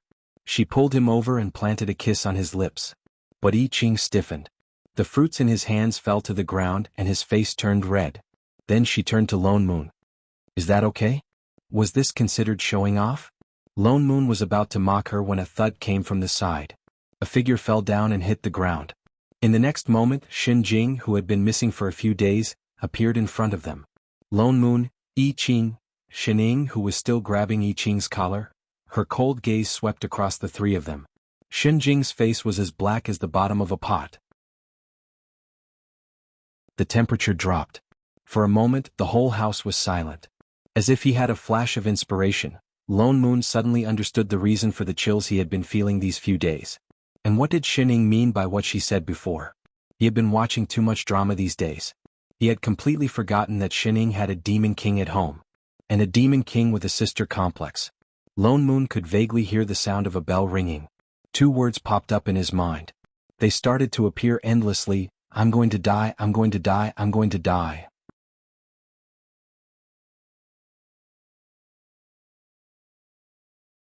Chapter 296. Half an hour later. Shen Jing looked at the three people standing in front of her like quails. Her face seemed to be covered with a thick layer of ice. In other words, you're with this fellow from the other world? Shining trembled and made a weak sound. Yes. You still want to go back to that plane with him? Yes. She glanced at Lone Moon. Or are you the matchmaker? Lone Moon shuddered. Really? Very good. Shen Jing took a deep breath as if trying hard to suppress something. Come over here. Before Lone Moon could react, he felt his collar tighten. His whole body was pulled over and dragged into the room. In the next moment, screams came from inside the room. Wait, why me? What does it have to do with me? Ow. Wait, what are you doing? Put it down. Oh. Shining, you heartless bastard. How dare you feed my sister poisoned chicken soup and kidnap her to another plane? I'll beat you to death. Shining and I Ching were left behind, hugging each other and trembling. Father Nyo will be filial to you in the future. Another half an hour passed. Father Nyo, are you still alive? Lone Moon covered his swollen face and sucked in a cold breath. You freaking did it on purpose. Oh chow ow ow, damn it. She already knew that Xinjing would not agree to let her go back to the immortal cultivation plane. That was why she did not hesitate to agree to Chef's request. She was afraid that Xinjing would get angry, so she asked him to share the burden. Don't mind these details. She had already beaten him up. Big sister calmed down. Chef, hurry and treat Father Nyo's wounds. Yes master, no problem master. Get lost. Break off all ties, definitely break off all ties. Big sister, this is. Xinjing pointed to the other figure beside Father Nyo, who did not look human at all, and asked carefully. The mastermind behind your transmigration to another plane. Xinjing, who had finally calmed down, looked at the two people on the ground and snorted. Instantly the two of them trembled. Xinjing took a closer look and realized that the man looked familiar. She paused. Kai Tian. Little Ling. The person who was beaten up even worse looked up timidly as if he wanted to smile, but it pulled at the wounds on his face, making it even more difficult to tell that he was human. Lone Moon paused. It was only then that he noticed the other person on the ground. For a moment he did not understand what Xinjing meant. Wasn't this Kai Tian her other assistant? Was he the one who dragged her and Xinjing to the other world? You're a divine being, I Ching suddenly said. What? Lone Moon was shocked. He took a closer look and indeed he saw a trace of god power around the other party. However, it seemed to be concealed by something. If he did not look closely he would not be able to see it. I'm indeed from that world. Kai Tian chuckled and glanced at Xinjing. Seeing that she had no intention of objecting, he conjured a seal to soothe the wounds on his face. Littling, I'm sorry. I was the one who forcefully sent you to that world. What? Xinjing asked. I had no choice. He looked like he was about to burst into tears. There is no manager in that world. As time passes, it will all collapse one day. I thought of many ways to no avail, until I came to this world by chance. Xinjing trained you to be a manager since you were young. That's why I thought that perhaps you could become the manager of that world. You want Xinjing to take over that world? Yes. He nodded. But I did not think that you would undergo a change in your body during the transmigration. I heard from Xinjing that you're already an existence that transcends the plane.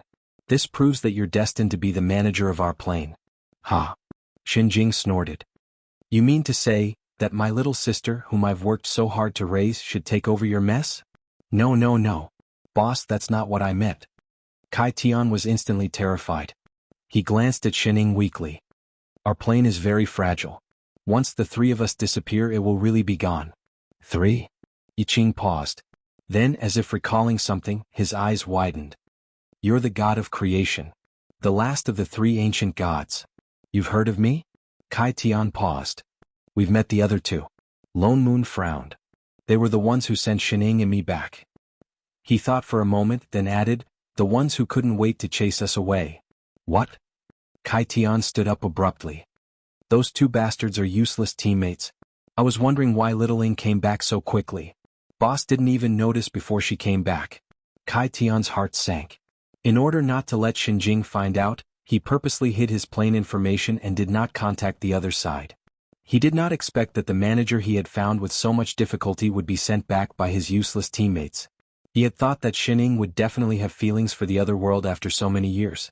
Although Xinjing would definitely pull her back, he could try to persuade her when the time came. That way the chances of success would be much higher. Although Xinjing was not the real manager and might not be able to withstand the power of the plane, she had Xinjing behind her. If anything went wrong, Xinjing would definitely help. He had thought of all the possible scenarios, but in the end, his plans were ruined by his own people. Was there anything more frustrating than this? Kai Tian felt like his heart had died. If I had known, I would have. You would have what?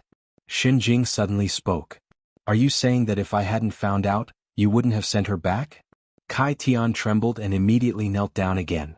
I was wrong, boss. Kai Tian, have I been too lenient towards you? Have you forgotten whose plane this is?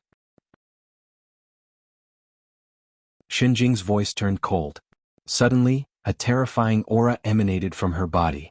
Kai Tian, who had been kneeling obediently a moment ago, seemed to be pressed down by something. His entire body fell to the ground and he spat out blood.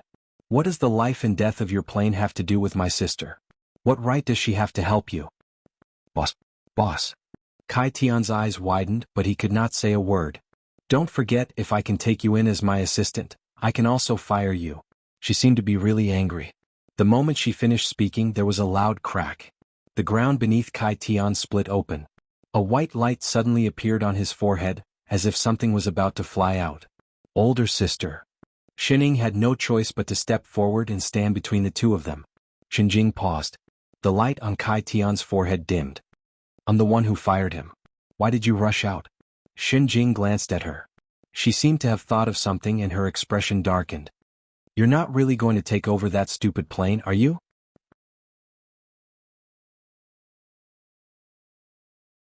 Chapter 297. Xining looked over and hesitated for a while before saying, Elder sister, I want to go back there. I don't agree. Shinjing objected directly. You're not allowed to go anywhere other than this plane. Sit down. Xining did not move. She repeated, Elder sister, I want to go over. I said no means no. Her brows furrowed. Do you know how dangerous it is to take over a plane? Have you forgotten how many times you've been attacked by malicious invaders since you were young? I haven't forgotten. Then you still dare to go? Let's not talk about whether you can handle the invasion. What if you get rejected by the plane? That probability is too low. It won't happen? Who says it won't? What if it really happens? It'll be too late for you to regret. Elder sister, you're not allowed to go. But, you can't stop me. Shinjing's face paled for a moment. Then she turned to look at Xining in disbelief. A hint of pain flashed across her eyes. What did you just say? Say it again? Xining clenched her fists by her side. She stepped forward and held her hands with both hands before saying, Elder sister, I'm not a child anymore. You don't have to protect me anymore. I'm already stronger than you. Shinjing faltered. She stared at her for a while before taking a deep breath. She paced back and forth in the living room a few times, as if trying desperately to hold back something. After a while she stopped and walked back to Xining. You really must go. Yes. All right. She turned and sat down on the sofa. Her whole body relaxed as if something had been removed. She leaned back on the sofa. I promised you that when you're independent, I won't bother you with everything anymore. Just think about it carefully. With that said, her gaze was like an icy knife, stabbing straight at Chef beside her. And you're right. With your current abilities, I really can't stop you. The little sister she raised with so much difficulty was about to fly away with someone else. She really wanted to kill that bastard who kidnapped her. But think about it carefully. With your current abilities, you can control any plane. Even if you want to create a new one, you can. Are you sure you want to go back to that world? She turned to glare at Kay on the ground and said, Not even a manager has been there before. Who knows how many traps are waiting for you? Actually, you don't have to worry. Little Ing already dealt with the biggest problem last time. Kai Tian was still lying on the ground pretending to be a quail when his eyes lit up. He immediately said, Plus, I can help too. Shinjing snorted coldly. You speak as if you can escape from under my nose. Super Kai Tian coward immediately shrank back. I can bring Father Nyo and Chef along, Xining said. He's more useful than Kai Tian. Kai Tian? Fine, he was stabbed in the back again. He can. Shinjing pointed at the person who had occupied her kitchen the moment he arrived, then looked at Lone Moon. But he is originally from this world. If he goes to your side, it would more or less affect the plane. What if I become the manager's assistant? Xining asked. Assistant? She frowned and turned to look at the traitor Kai Tian on the ground. Becoming an assistant could indeed change the ownership of the plane. Think carefully. You can only have 2 assistants and you can't change them. If not for this reason, she would have beaten Kai Tian to death. Xining nodded vigorously. Having Father Nyo is enough. She could already see her permanent vacation waving at her. Lone Moon, who was suddenly affirmed. Xining was saying this to get them to go back to that world, wasn't she? She definitely was, right? Why did she suddenly have a bad feeling about this? Forget it. Your current abilities have already surpassed the existence of the plane. I can't control you anymore. You can decide for yourself. But before that, she turned and began to stare daggers at Kai Tian. Then she kicked him. Since Little Ing has already decided to take over the plane, I won't pursue what you did previously. But you better settle the mess on your side otherwise. Yes, boss. No problem, boss. Kai Tian immediately straightened his back. He felt as if he had been hit by a pie. This was great. Their plane finally had a manager. His years of hard work had not gone to waste. He was so happy that he wanted to cry. Asterisk asterisk asterisk asterisk asterisk asterisk asterisk asterisk. Lone Moon never thought that they would be able to return to the immortal cultivation world so soon. What's more, Shining had become the manager of that world. In other words, he could do whatever he wanted in the three realms. Although it seemed like it was the same in the past, being able to return to a familiar place made him excited for no reason. Shenjing merely drew a line in the air and opened a white passageway. Large amounts of familiar immortal chi surged towards them. They could faintly see the familiar scene inside. She was the manager of the plane after all. She was on a completely different level from the plane door that Godfiend opened. In the blink of an eye, they returned to Godfiend's divine realm. Kaitian's real name was Kai Tian. He was indeed the last of the three great ancient gods who created the world. Perhaps he had suffered too much from Shenjing, but once he returned to the divine realm, he pulled Godfiend and Mengpa to scold them non-stop for 3 hours. He scolded the two of them like they were his grandchildren. Actually, this was entirely because the two of them had mistaken him for someone else. Kai Tian had transmigrated to another plane to find a suitable manager. He had transmigrated to many planes until he arrived at Shenjing's world and found Shining. That was why he used some tricks to hide his original plane. He made Shenjing think that he could not return and kept him as an assistant. He secretly connected the two worlds and wanted to send Shining over. But Shenjing was a Siscon and had always kept a close eye on her. He never found a chance. Until Shining went on vacation. But it was during this period of time that Godfiend, who had been waiting in the original world for a long time, predicted that Lone Moon could solve the crisis in the demon world. Coincidentally, because of Kai Tian's preparations, the plane could be connected. That was why he thought that Lone Moon was the manager that Kai Tian had chosen and directly pulled him over. But Lone Moon had cultivated for hundreds of years and completely did not display the ability to control planes. In addition, Kai Tian did not respond. Godfiend was completely disappointed with the manager. In addition, after Shining transmigrated, she had always treated this world as a vacation. She did not reveal any of her abilities in terms of planes. In addition, Shining changed when she transmigrated. Even they could not predict her limits. This made Godfiend feel threatened and treated her as an intruder. He found a chance to kick Shining out of the plane together with Lone Moon after resolving the crisis in the demon world. Lone Moon wanted to beat Godfiend up, but on account that Kai Tian had already made a move, he endured it. After Kai Tian gave his instructions, he returned to the other plane. He had already accepted Shenjing's assistant seal. Even though he was originally a creation god here, he no longer belonged to this plane. That was why he could only go back and continue working for Shenjing. He might also have to add in Shenying's previous job.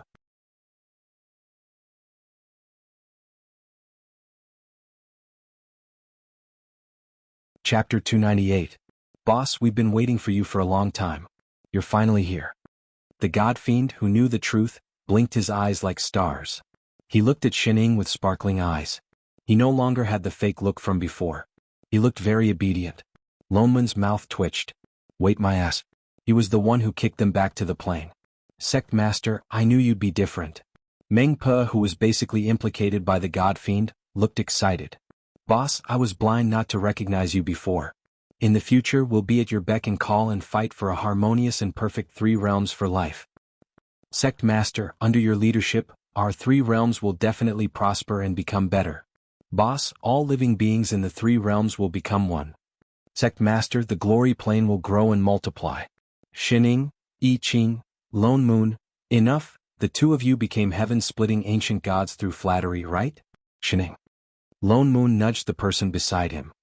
Didn't Shenjing tell you to come over and bind the plane first before you can be considered as the manager of this world? You should know how to operate it, right? Shenying's hand that was chewing on the fruit paused. Without Shenjing's suppression, she returned to her lazy self. Wow. You can begin. Only by binding the plane would one have the ability to open the plane door freely. And according to Shenjing, taking over the plane was very dangerous. He could not help but feel nervous. Shining nodded. She took a few steps forward lazily and closed her eyes. In less than 2 seconds she opened them again. It's done. What? It's done? What happened to the promised danger? What happened to the what if? Shining nodded. This was too fast. There was no lightning or any special effects. At the very least, they should have signed a contract, right? Was the binding of the plane too casual or was this plane too immoral? Oh yes. Shining suddenly thought of something. She turned to the God Fiend. Do you have a pen and paper? Yes, yes, yes. The God Fiend immediately nodded his head like a chick pecking at grains. With a wave of his hand, an illusion instantly materialized in front of him, along with a table and chairs. He smiled even more radiantly and said, Boss, please? Shining walked over and sat down. She picked up the brush and started writing. After a while, she picked up the 2 pieces of paper and handed one over. What's this? Lone Moon subconsciously took it. Proof of you and Chef's assistance. Lone Moon stared blankly at it. He read it carefully several times before he recognized what was written on the paper. I hereby hire Mr. Father Nyo to be the assistant plane manager of Q23333 Immortal Spirit Plane, and hereby grant this certificate. Plane Management Committee *year *month *day. Winky face, what the hell? So the position of a manager's assistant was also this casual. Just a piece of paper? Also, what was this brush writing that looked like a dog crawling? If you don't know how to use a brush, can't you make a fountain pen? And to hell with Father Nyo. Lone Moon was about to spew out his complaints. In the next moment, the paper in his hand suddenly lit up. A blinding golden light instantly enveloped his entire body. In the next moment, he felt a chill on his forehead. An unfamiliar symbol suddenly floated out of his body. It was an infinity symbol in the shape of an inverted figure 8. He didn't have time to think about what it was. Suddenly, those black words that looked like a dog crawling on the paper floated up. As if they were alive, they surrounded that symbol, getting tighter and tighter. With a ding sound, that symbol seemed to be crushed. It disappeared along with those words. Lone Moon only felt his entire body relax. As if there was something he didn't understand, but the connection that had been binding him was directly broken. In the next moment, the immortal power that was originally abundant in his body flowed out of his body like water. His cultivation also fell rapidly. From the original young emperor cultivation, it fell all the way to the bottom. Even Chi Refinement's endurance could not compare. He clenched his fists. But he didn't feel much like he had become immortal again. Instead, he felt like he was omnipotent. As if as long as he wanted, all the 3,000 worlds would be in front of his eyes. Even the God Fiend and Mengpa beside him, who he thought had unfathomably high cultivation, were just like elementary school students in his eyes. The difference was only between them and middle school students. Apart from Shining, who still had a lazy expression on her face. She still looked like an ordinary person, but for some reason, an illusion of being unable to resist arose in his heart. So this was the manager's assistant? It felt like he had the authority of a GM. Lone Moon was a little confused. He turned to look at I Ching, who was also holding a piece of paper. Chef, you? He stopped mid-sentence. His eyes widened. Holy shit. In contrast to his relaxed expression, Chef's face was pale. He was sweating profusely. An infinity symbol also appeared on his body. But for some reason, the words on Xin Ying's letter of appointment only wrapped around that symbol. They did not directly crush it. And the longer time passed, the paler Chef's face became. Even his body seemed to be unstable. He fell straight down. Shining helped him sit down. She looked at the infinity symbol that was still floating on his forehead. Her eyes turned cold. She turned to look at the God Fiend behind her. What did you do to him? This meant that the rules of the plane were binding him. The God Fiend's whole body trembled. His legs turned to jelly. He could not help but kneel down. Boss, this has nothing to do with me. He chose to transmigrate on his own. I couldn't stop him. Sect Master. Mengpa looked conflicted. Elder I Ching, in order to transmigrate to find you, he used up all his cultivation to open the plane gate. Now that his body is about to collapse, of course he can't withstand the manager's seal. What? Lone Moon exclaimed, his face full of disbelief. He transmigrated on his own. Wasn't it the God Fiend who opened the plane gate? We don't have the ability to open the plane gate at any time, the God Fiend said weakly. The God Fiend said weakly. Otherwise, he would not have waited so long to send Shining and Lone Moon back. What's more, there's a manager on that side. It was already very hard for him not to be discovered. But Shining clearly helped him repair his body. When Chef first transmigrated, he indeed looked like he was on his last breath. But Shining clearly used that healing device to heal him. What's more, when they went to that dead star, he even transformed into a phoenix. Nothing seemed to happen to him. Why did he suddenly become like this when he came back? This is the difference between planes. He doesn't belong to that plane, the God Fiend continued. Because there was no manager before, even if you healed him on that plane once he returned to this world, he would still change back to how he was before he left.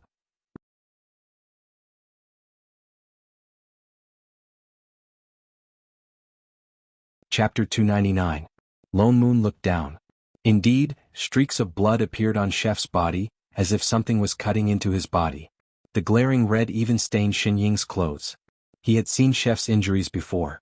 With the power of this plane, there was no way he could heal them. Then I'll create a new body for him. It was just a body. Given his current abilities, it was not difficult at all. No.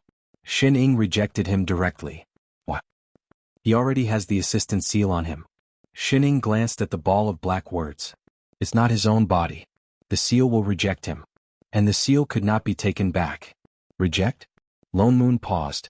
Reject his body. Wouldn't that mean he can only be a floater in the future? Oh, shit. Xin Jing said before that there could only be 2 assistants, and they could not be removed. That meant that Xin Ying could not take back the seal. Then what do we do? Actually, there is a solution. The God Fiend raised his claws. Speak, what solution? The God Fiend immediately said, his body is only injured. He can go to the mortal realm and reincarnate into a new body. The reincarnated body belonged to him. Isn't that obvious? Lone Moon rolled his eyes. Who didn't know that? But, I'm not going. Chef retorted directly. He grabbed Xin Ying's hand. Reincarnation has to go through the river of forgetfulness. I will forget everything, forget Master. If I don't remember. His face grew paler. Even his breathing was faintly discernible. He paused for a while before finishing his sentence. If I don't remember, then, when Master is hungry, who will cook? What if he was famished? What if other people did not make it to his taste? Lone Moon, Xin Ying, the God Fiend, Meng Pa, Flip's table. Degree, is the main point cooking? You're about to die and you're still thinking about cooking. How professional are you? Xin Ying did not find a manager assistant. This was a damn nanny. Don't you have any other way? The corner of Lone Moon's mouth twitched.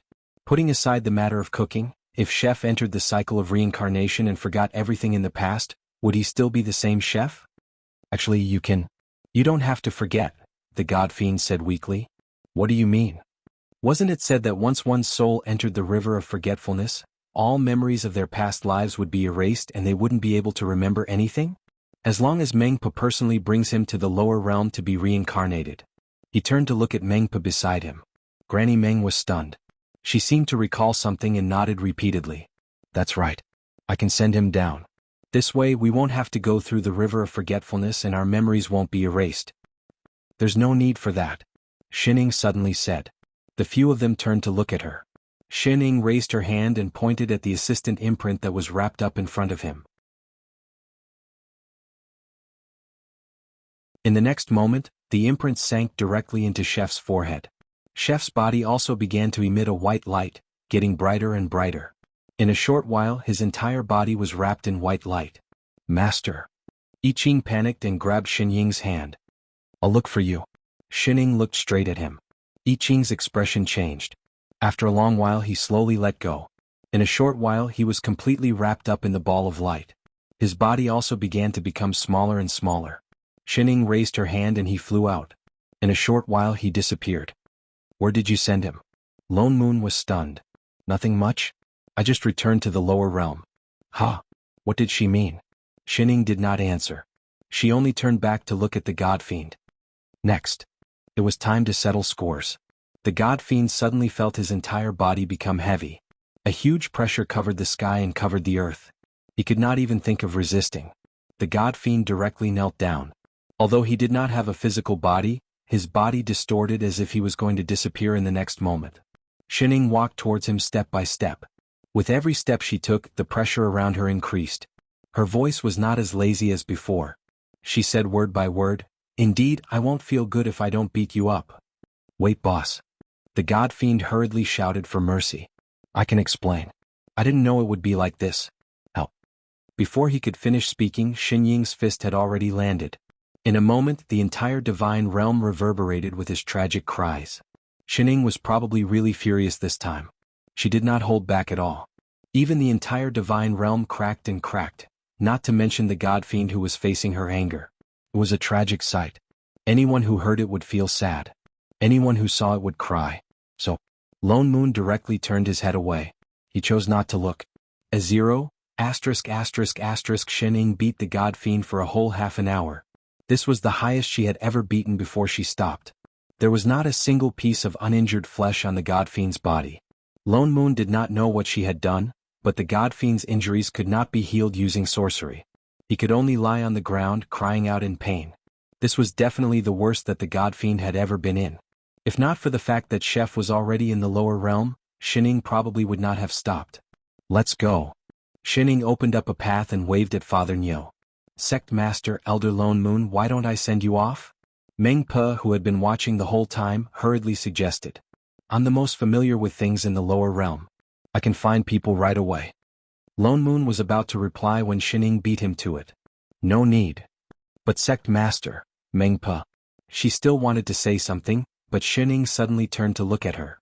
In the future you don't have to call me Sect Master anymore. Ha. Meng Pe froze. When you sent us back the last time, although I can understand your position, but, as expected, you will still be angry. Xining looked at her seriously. The child that she had raised chose to stand on the other side. So, from now on, you are no longer a disciple of Invincible Sect. With that said, she did not stay any longer. She directly brought Father Nyo to the lower realm. Only a pale-faced Meng Pe was left. She stood rooted to the ground as if she had lost her soul. She did not move for a long time. Perhaps she really stood for too long. The god fiend, who was lying on the ground, could not help but tug at the corner of her clothes. Hey, are you all right? Meng Pe still did not move. What's wrong? There was still no response. A moment later there was a dripping sound. A water droplet fell and hit the god fiend's hand. Why are you crying? Meng Pe seemed to wake up. Her legs gave way and she sat on the ground. She wailed loudly. Wah! It's all your fault, all your fault, all your fault. I said I don't want Sect Master to go back, but you refused to listen. You even said it was for the 3 realms. It's all because of you that she's angry at me. You don't have to be so sad, do you? I didn't know that she was the manager that Kai Tian found. I don't care. Give Sect Master back to me, give her back to me. Meng Pe became more and more upset as she cried. As she cried, she even hammered the person beside her. Wait, don't hit me. I'm going to die, I'm going to die. Wah? Why was he always the one getting beaten up?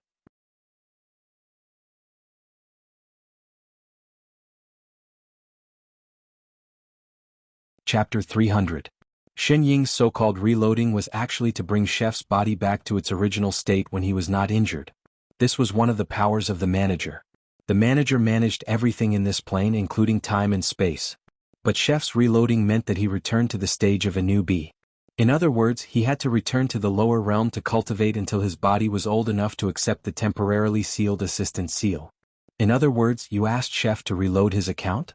Lone Moon's eyes widened. Chef already had the cultivation of a divine supreme. This reloading was equivalent to tens of thousands of years of hard work going back to the beginning. He was definitely not gloating over Chef's misfortune. A 0? No. Xining shook her head. His body is still the same as before. What do you mean? Xining glanced at him and said, he's a divine being. The smile on Lone Moon's face froze. He cursed, holy shit. I hate people who were born at the finish line. Even reloading his account was at the finish line. Then where did you send him? Xining waved her hand and the two of them arrived at a place with green mountains and clear waters. There was a small village in front of them. There were many people working in the fields. Why do I feel that this place looks familiar? Lone Moon subconsciously sensed for a moment. In an instant, everything in this world appeared in his mind. Holy shit, isn't this the 3 Azure realms? It was the lower realm that they had transmigrated from. But now it was one of the 3,000 realms. You reloaded Chef to this place? Xining nodded and pointed to the front. He's here. Indeed, there was a child who was not even half his waist tall walking towards them. Although he was much smaller, his face was exactly the same as when he was in the divine realm. It really was reloading. Even his figure had returned. But the terrible injuries on his body had all disappeared. Lone Moon heaved a sigh of relief. His figure flashed and he appeared beside the child. He raised his hand in greeting. Chef, why are you? before he finished speaking, the child acted as if he did not see him. He walked past him and walked towards a small path. His little face was cold the whole time. He did not even look at Lone Moon. What the hell? Lone Moon stared blankly for a long while, even forgetting to put down his raised hand. Looking at Chef walking away, he finally understood what was going on. In a flash, he returned to Xin Ying's side. What's going on? Didn't you say that he wouldn't lose his memory? Her attitude clearly didn't seem like she knew him. I just sealed it, Xin Ying replied. After thinking for a moment, she added, legacy. Lone Moon paused, then reacted immediately. The dragon race had their own heritage. Chef's memories naturally had this heritage. Although his body was an innate sword embodiment like before, he still could not bear the heritage of the dragon race. Therefore he could only seal it for now. It would probably take a long time before he could slowly unseal it. In other words, he still did not have the slightest bit of cultivation. Why did he suddenly feel more comforted? Wait. He suddenly thought of a problem. Then, do we have to stay here and watch him grow up before we can go back? Yeah. Right my ass. What was the difference between that and reincarnation? As a manager, is it really okay for you to slack off? Yet they couldn't just leave Chef here. He was no different from a real mortal now. Who knew what would happen if they left him here? Go and stop him. Lone Moon pushed Xin Ying. You have to at least get your disciple back, right? Although he was originally a divine race, if he did not cultivate, who knew when he would receive the assistant seal? Go get your disciple back. Only then did Xin Ying slowly walk over to that side. The child who was stopped again did not walk directly from the side this time. He stopped in his tracks and looked up at the woman in front of him. His eyes were filled with confusion. You? Xin Ying squatted down and looked straight at the child in front of her. Remembering Father Nyo's instructions, she asked seriously, do you know how to cook? The child, Lone Moon, there was a moment of silence. Straight face, the next moment, he ran away. The child looked at her warily, then turned around and ran in the direction he came from. It would be weird if he didn't run. Lone Moon was so angry that his liver hurt. I asked you to take him in as a disciple. Who asked you to ask him how to cook? It was good enough that he was not treated as a lunatic. Xin Ying was still that lazy look. She used to say the same thing. Forget it, he should be living in this village. Lone Moon took a deep breath. Let's hurry and get him back. We must let him start cultivating as soon as possible. That way he can recover his memory faster. Lone Moon was just about to pull Xin Ying to chase after him when he suddenly heard a beep. It sounded 3 times as if some alarm had been triggered. The sound was a little familiar. This is... Lone Moon was stunned and could not react for a moment. Plane alarm? Xin Ying spoke. She raised her hand that was being grabbed and pointed at the wristband on his hand that was lit up with a red light. Lone Moon then remembered that this wristband was one of the many things that Xin Jing had forced onto Xin Ying. She was in a bad mood then and just said, it will be useful. She did not expect that it could also send out a plane alarm. Just as he was thinking, a shadow suddenly appeared in front of him. An anxious god fiend suddenly sent a voice transmission. Boss, it's not good. The providence of the 3 realms has suddenly started to riot. I can't control it. What? Lone Moon was shocked. Godfiend was in charge of the order of this plane. The providence was also the foundation of this world's stability. A riot of providence meant that something big had happened in this plane. Xin Ying, do you feel anything? Not at the moment. Xin Ying shook her head. Then let's go back to Godfiend and take a look. But Chef. She pointed not far away. You keep an eye on Chef. I'll be right back. Lone Moon quickly instructed. With that, his figure flashed and disappeared on the spot. Xin Ying was stunned. She slowly put down her hand and then finished the second half of her sentence. There's something strange. Forget it. It's not important anyway. I Ching lived in a dilapidated little thatched cottage at the outermost part of the village. The house was not big. One look and you could tell that it was an abandoned house. It could barely be used for living. There was a big tree in front. Beside the tree was a half-collapsed house with some miscellaneous items.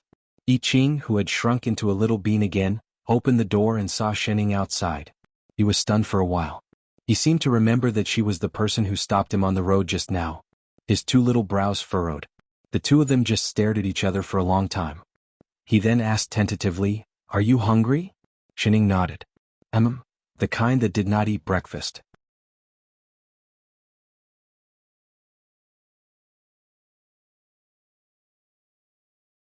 Chapter 301.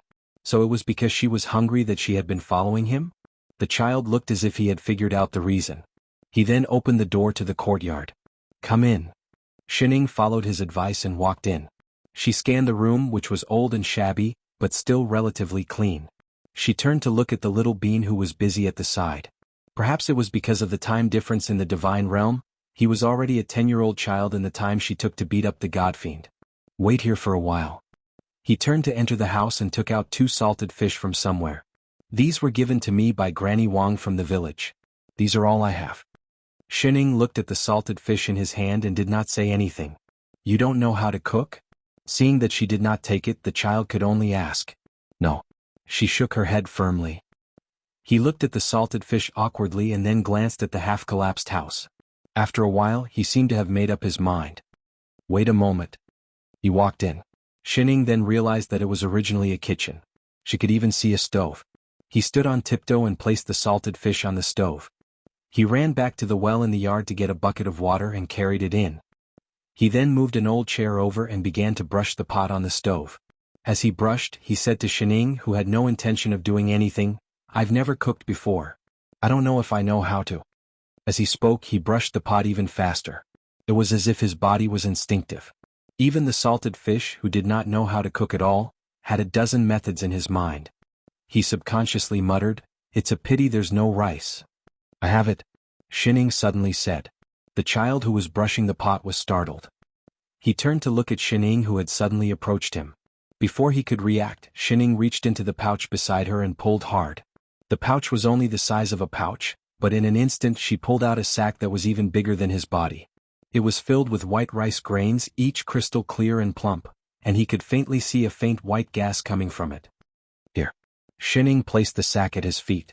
The child jumped down from the shabby chair and curiously looked at these seemingly beautiful grains of rice. For some reason, another thought emerged in his mind. He opened his mouth and said, Red spirit beast meat is very fragrant, but it's a pity that there's no. I do.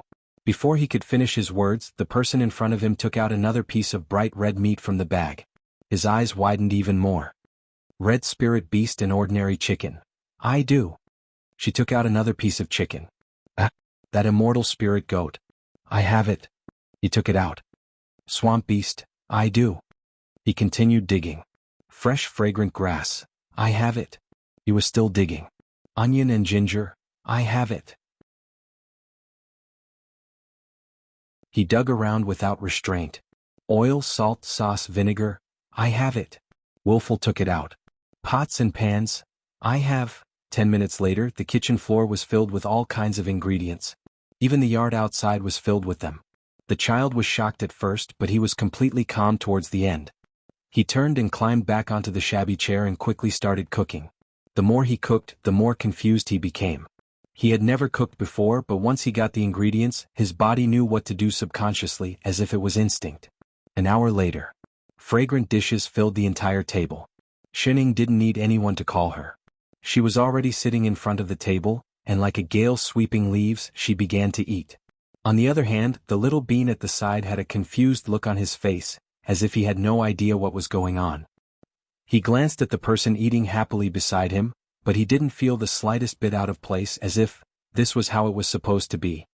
He turned to look at the leftover ingredients on the floor, and then nudged the person next to him. Do you want to keep it? Shining stopped eating and directly pulled off the storage bag beside her and handed it over.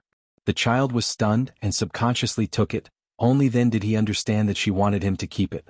He swung his legs and slid down from the chair, and began to put the ingredients on the floor into the storage bag one by one. The more he stuffed, the more surprised he was. He had never seen such a magical bag.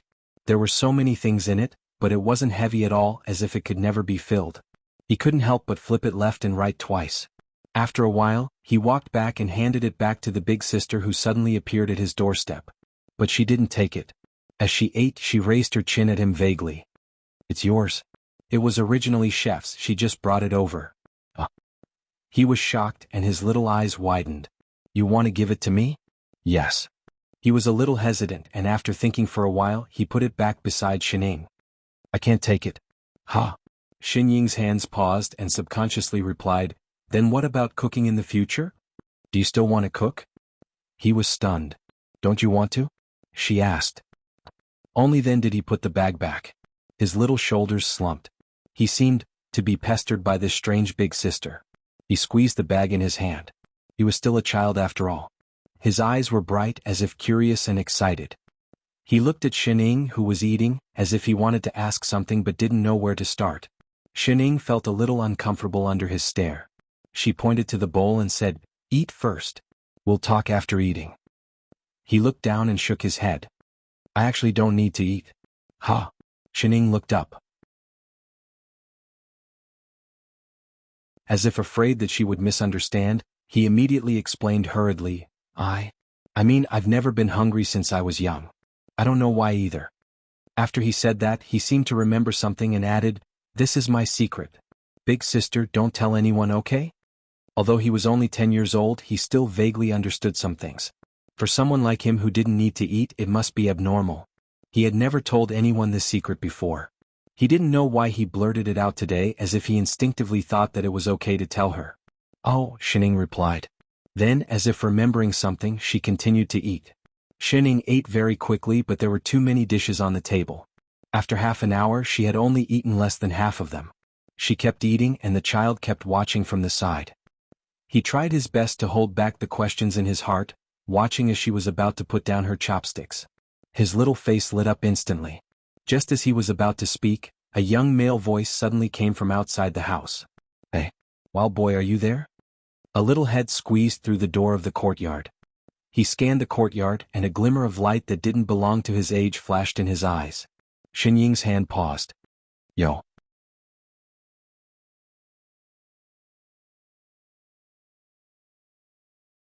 Chapter 302. The child frowned and seemed a little unhappy. He jumped down from the chair and opened the door to walk out. "Dog, why are you here?" The child at the door was also an orphan who suddenly appeared in the village like him. Both of them had no memories and lived in the abandoned houses at the entrance of the village. The villagers would help them from time to time, and the two of them lived in the village for 5 or 6 years. Perhaps because of their personalities, although they had the same experiences, the two of them did not have much contact. "I told you not to call me dog, my name is Jing Qi." The child frowned and thought of something. He shook the sweet potato in his hand and said with enthusiasm, "Grandma Wang gave me a sweet potato. Let's eat it together?" "No need." He shook his head. Jing Qi did not listen to him at all. He directly stuffed the sweet potato into his hand, and the child had to catch it. "Eat," Jing Qi urged. He took a bite and looked at the child while eating. "We are in the same boat. It's normal to help each other." He chuckled and looked generous. His eyes rolled as if he thought of something. He snorted and said, "This village is full of unruly people. How dare they say it's a village protected by immortals? They live a rich life and harvest every year, but they usually ignore us. Where is the demeanor of an immortal? Isn't it because we are young and easy to bully?" The child was stunned. He glanced at the sweet potato in his hand and subconsciously frowned. He felt that there was something wrong with what he said, but he could not tell what it was. The more Jing Qi spoke, the angrier he became. As if eager to find a sense of approval, he patted the child's shoulder. "Wild boy, believe it or not, one day I will stand out. At that time, I will no longer have to rely on others and trample all these snobs under my feet." The child was stunned. After a while he nodded. He just wanted him to leave quickly. "I knew it. Only you can understand me." His expression lit up and he laughed like a little adult. "Just for the sake of your trust, I, your brother, will protect you in the future. Do you want to go out with me?" "Go out of the village?" The child immediately shook his head. "Everyone says that the outside of the village is very dangerous. We can't go out." "You believe that?" Jing Qi rolled his eyes and snorted. "Soon the danger will not be outside the village but inside the village. If you... what's that smell?" He suddenly sniffed and seemed to have thought of something. His eyes lit up and he said, "Oh right, I heard from Grandma Wang that she gave you 2 salted fish. You must not know what to do, right? Why don't I help you?" Without waiting for his reply, she pushed open the door and walked in. "Wait." He hurriedly chased after her. The other party had already seen Xining sitting inside, and the table in front of her that was filled with unfinished food.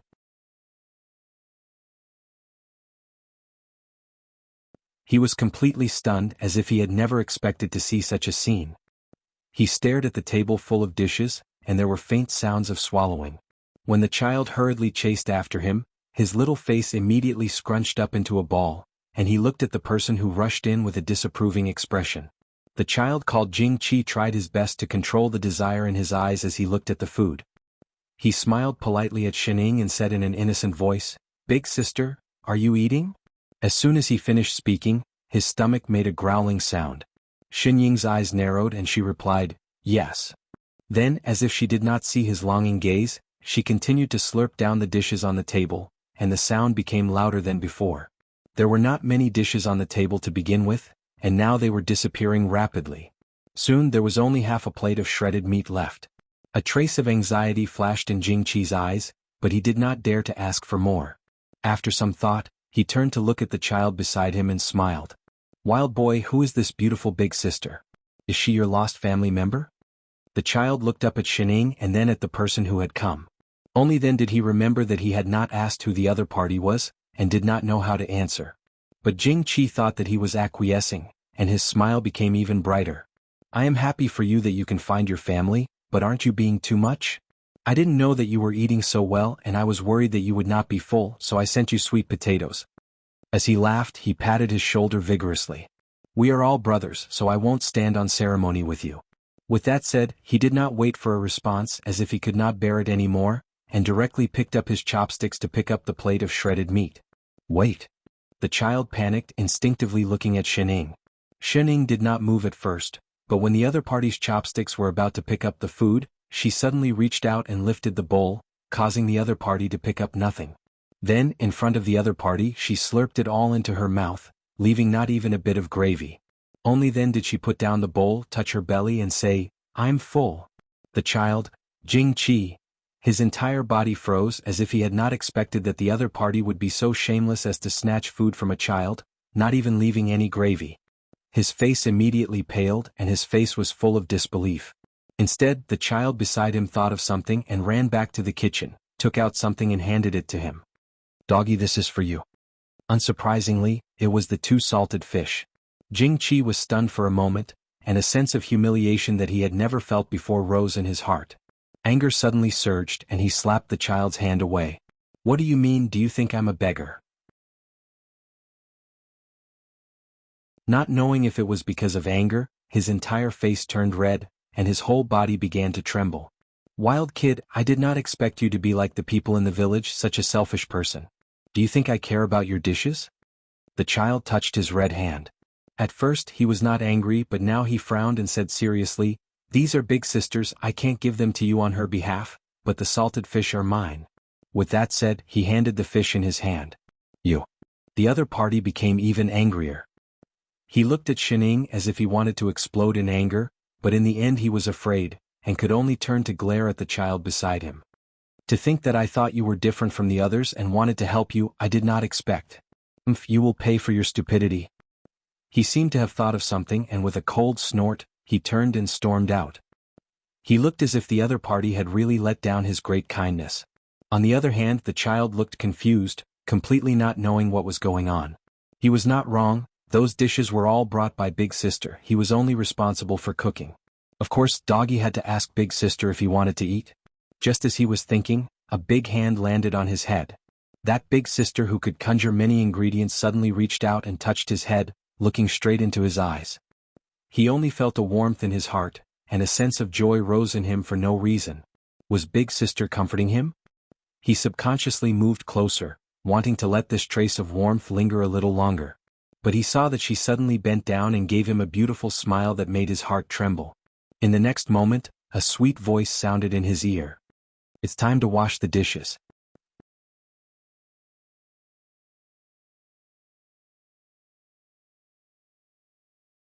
Chapter 303.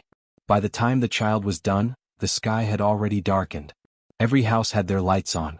His house had no lights, so they could only rely on the moonlight to see. The child pushed open the door, only to find that Big Sister was sprawled on the table, looking drowsy. He climbed onto the chair and pushed her hand before asking curiously, "Big Sister, it's already dark, aren't you going home?" Shining tilted her head lazily and looked at him, nodding. "I am." "Then, I'm waiting for my parents." The child faltered as if he did not understand her words and was about to ask, Suddenly, a gust of wind blew from the door, and he subconsciously closed his eyes.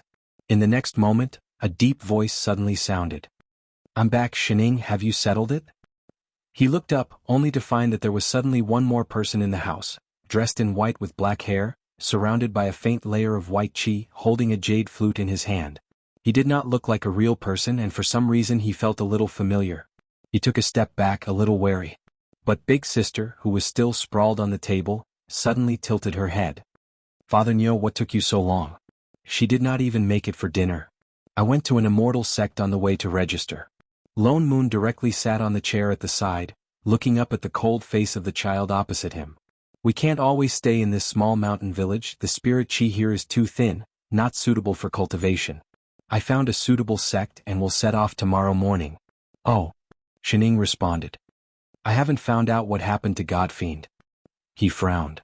"For the time being, I don't know what happened to the plane, but the providence suddenly began to tilt, and he can't adjust it no matter what he does, and is about to jump up in anxiety. I can only find out that the direction of the tilt is in the nearby lower realms." "Oh. The matter of providence is the most troublesome and can't be forcefully taken back, it has to be used slowly." "Oh. What? Oh, you're the manager after all, can't you be more careful?" Lone Moon rolled his eyes at her. "At least find out who exactly it tilted to?" "I know." "What?" He stood up abruptly. "You know?" "Yes, I saw it earlier." She nodded and added, 2 hours ago." "Holy shit, that person is in the 3 Azure Worlds? Where is he?" "Let's go." She must be a fake manager. Lone Moon took a deep breath and resisted the urge to tear her apart. "Where did you go? Which direction?" "What? We're north and south." Damn it, he couldn't expect her to know the way. In other words, that person had once stayed in this village. Lone Moon frowned and turned to look outside the door. It's no wonder that when we came to this village in the day, it was peaceful. But now the demonic aura is so strong. Looks like tonight won't be peaceful. As soon as he finished speaking, there was a loud bang not far away, as if something had been broken. There seemed to be a flash of white light in the sky. In the next moment, a series of roars could be heard. It sounded like the roar of a tiger and the cry of a fox. All sorts of sounds were mixed together. The originally quiet village suddenly became lively. All sorts of cries and screams could be heard.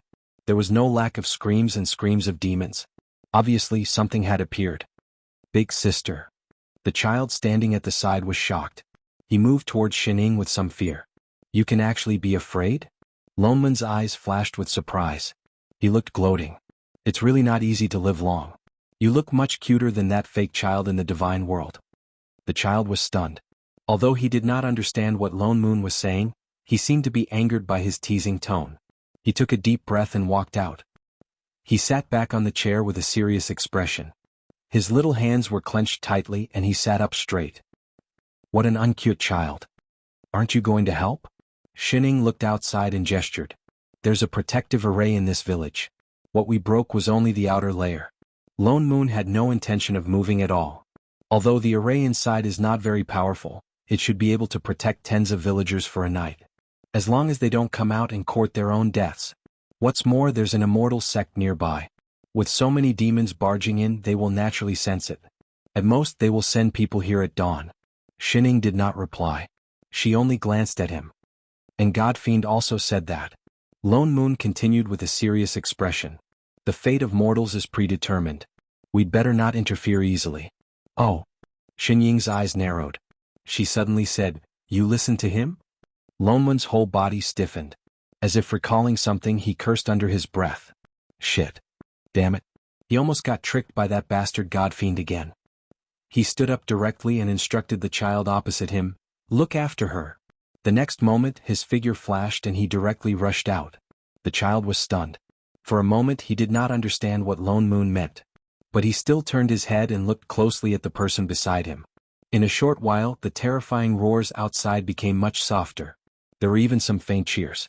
Shining continued to play dead on the table. The child's expression also became much better. Until on the right side there was a loud rumble. It sounded like something was collapsing. It was accompanied by a tiger's roar. His face instantly turned pale. He stood up abruptly and exclaimed, "Granny Wang." With that said, he directly turned and rushed out. Before Shining could finish speaking, the other party had already disappeared. She could only sigh. So troublesome. Why is he not sleeping in the middle of the night? Only then did she stand up lazily with her hands on the table. The child did not run far. He only went to another house tens of meters away. Shining only circled around twice before she finally found the person. But he had already been caught by a tiger demon. That was a 5th-level tiger demon. It had not even completely transformed into a human. But its human body had a huge tiger head. Its mouth was slightly open, revealing a mouth full of sharp teeth. There was a person under its feet. It looked like an old man. Its 2 hands were grabbing onto 2 children. One was Yi Qing, who was kicking and hitting with all his might. The other was a little girl about 5 or 6 years old. She was sobbing. Let go of me. She struggled with all her might.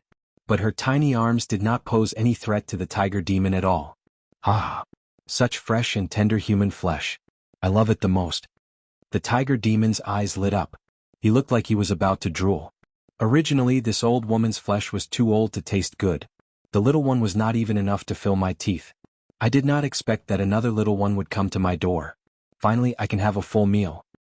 Let go of Granny Wang and Nyonyo. The child used all his strength, but it was still to no avail. Instead, his face was being pinched by the tiger demon until it turned purple.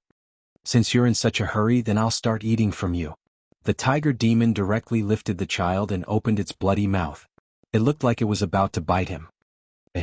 Shining, who had finally come around, suddenly said, "It's not good to bully children, right?"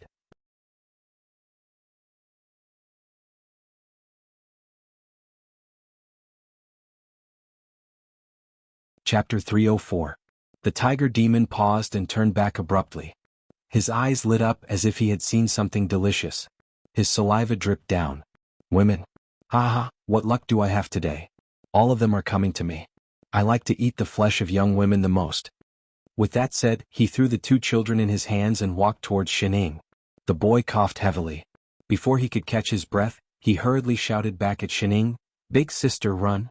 It's a demon, run." Shining did not move. She watched as the tiger demon reached out to grab her. The child panicked.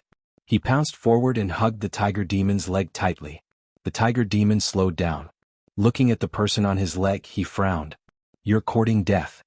Light flashed in his hand and turned into sharp claws. He was about to scratch the child's back. "I say." Shining suddenly stepped forward. "You come out to eat people. Doesn't the demon monarch care?" The tiger demon paused. He turned to look at her and sneered. "Demon monarch? Ah. Our demon monarch will only let us eat a few more mortals to increase our cultivation." "Oh." Shining paused.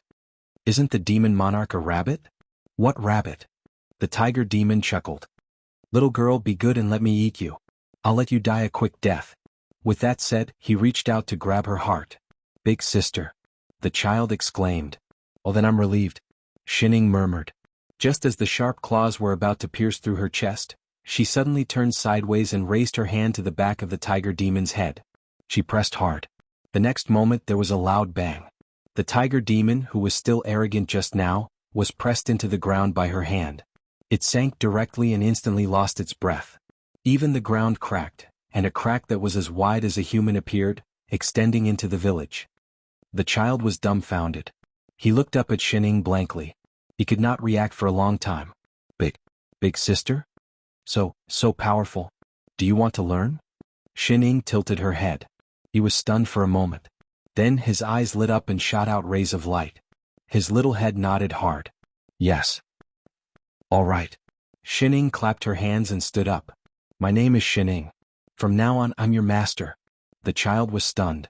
The next moment, his eyes lit up, and a sense of fulfillment that he had never felt before welled up in his heart. A while later, clenching his fists, he got up and patted the dust off his body.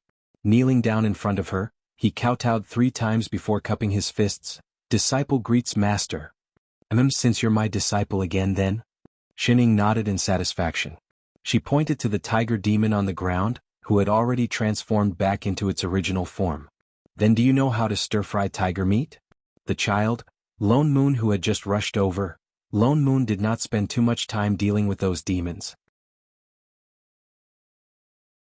Although there were many demons this time, they were all 5th or 6th level demons.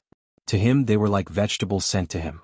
The sky was already bright, and the nearby immortal sects would soon send people over. He was also too lazy to explain to them. Other than being a little frightened, the villagers were fine. The only one who was slightly injured was Grandmother Wang, who lived on the outskirts of the village. That's right, the one who sent salted fish to Chef.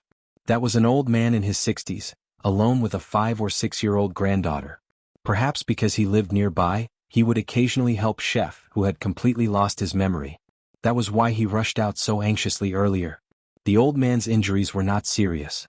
Lone Moon conjured a seal to heal her, left a longevity pill, and left with Shen Ying and Chef. Before he left, he set up a new defensive array in the village. It was obviously more effective than the previous one.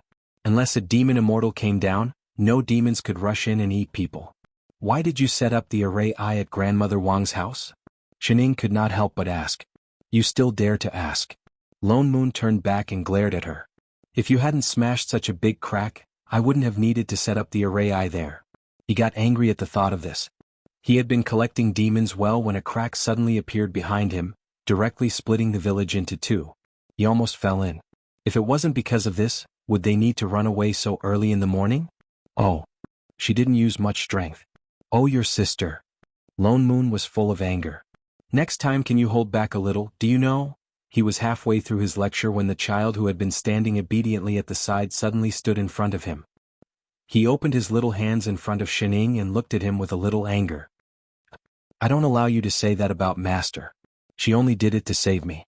Lone Moon was stunned. He then looked at the little bean in front of him and rolled his eyes. Che, how can you still be a master after losing your memory? He ignored him and looked up at Shen Ying. You took him in as a disciple? Yes. Shen Ying nodded and touched the little bean's head. Come, call Father Nyo. Get lost.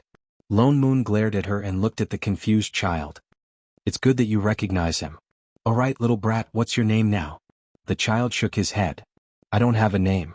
From the time he could remember, he had been in that rundown house in that small village. There was no one around him, so no one gave him a name. Just nice. Lone Moon heaved a sigh of relief. He was really afraid that it would be awkward if he changed his name. He pushed Shen Ying. You're his master. Tell him what's his name. The child's eyes lit up and he looked at Shen Ying. Master, do you want to give me a name? Ha! Shen Ying was stunned.